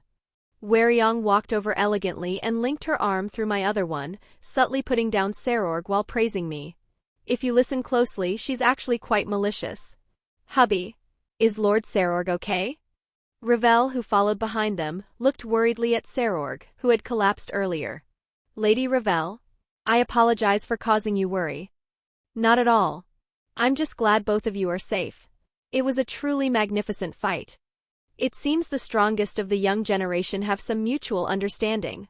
Noisy fight finally ended, Nyan? Before I knew it, Noir was sitting on my shoulder in her cat form. Nya. Men or women, they all flock to you, Nyan. Master is truly popular, Nyan. How annoying. Tell me about it. I don't particularly want to be popular. Lord Eden, do you have any major injuries? That man's Tuki was powerful enough to be felt from afar. Even Wendy came. It seems everyone came to watch the fight. With all my peerage members and my fiancé gathered, it was quite a spectacle. You're all noisy. Everyone dismissed. We're going back to the castle. I want to stay with Master more. We just got here. Sarah whined and clung even tighter to my arm. Master, when we return, I will prepare some black tea I recently acquired from the human world. I am sure you will like it. Hwoarang slyly tried to secure the next appointment. Just as everyone showed different reactions and we were about to follow me back to the castle. VWM. The sky resonated. It wasn't just a single magic circle. Above my territory, dozens, hundreds of massive magic circles began to appear simultaneously. That wasn't the end. Suddenly, a purple mist began to envelop the surroundings. Fuck, why are these bastards suddenly popping out here? Chapter 42. Pleased to meet you, Lord Chaos Dragon. No, the first and last wielder of the Grail. I am Chow Chow and I lead the hero faction, however lacking it may be. In front of me, a man leading a group of dozens bowed politely. It was an incomparably brazen entrance. Appearing in my territory without permission, leading an army of this size, it was tantamount to an explicit declaration of war. First and last. You know even that much? Your intelligence gathering is good. Without even information, weak humans cannot stand against other races. Knowledge is the only sword humanity can wield. The man named Chow Chow didn't lose his relaxed smile. His eyes were evaluating and analyzing me. That aside, walking in openly like this, you have guts. Did you break through all my guardians to get here? Haha, of course not. Your guardians are beings that even the Satans of the underworld fear. If we faced them head-on, we would already be ashes. We merely borrowed a path for a moment thanks to a comrade who manipulates space. Coming from Lord Chaos Dragon, that is the highest praise. How is that praise? It just means your head is empty. The lineup of guys standing behind him was quite impressive. It seems the entire hero faction executive team came, and for some reason even Hwoarang, the witch who possesses the Holy Cross, is here. Heh, so that's the rumored Chaos Dragon. He looks more ordinary than I thought. Hwoarang giggled as she looked at me with amusement. Come to think of it, all the holy relics are gathered here. Cao Cao's Holy Spear, True Longinus, Hwoarang's Holy Cross, Incinerate Anthem, and my Grail Sephiroth Graal. If I get them all, could I obtain the power of the God of the Bible? It's a very intriguing thought. I wonder what it would taste like if I devoured all of them. Setting aside high tier and low tier, there are 4 Longinus right in front of my eyes. Besides that, I saw several rare sacred gears among the underlings brought along in the back. I feel greedy for the first time in a while. Since they're the hero faction, most of their main force probably can use Balance Breaker. It seems they judged they needed to deploy this much to catch me. Amusing. Crack. CRR rack. I no longer felt the need to maintain my human form. With the sound of flesh and bone twisting, my body transformed into a massive dragon of chaos. Grrrr. Are you ready, brats? My voice was no longer human. It sounded like the abyss itself resonating. Oh my. You have no intention of solving this through dialogue? Actually, we came to offer you a recruitment proposal. Cao Cao didn't lose his smile despite my intimidating presence. Recruitment? I see. Because I was human? That is correct. You are a legendary existence who fought against God and Satans with a human body. To us, you are practically an idol. Idol? I don't think I'm that kind of existence. Besides, I'm already an existence that abandoned humanity. It was an era of war. It must have been an unavoidable choice for survival. We can understand and accept everything about you. You talk well. But I refuse. I have no intention of playing along with your houseplay. But think about it.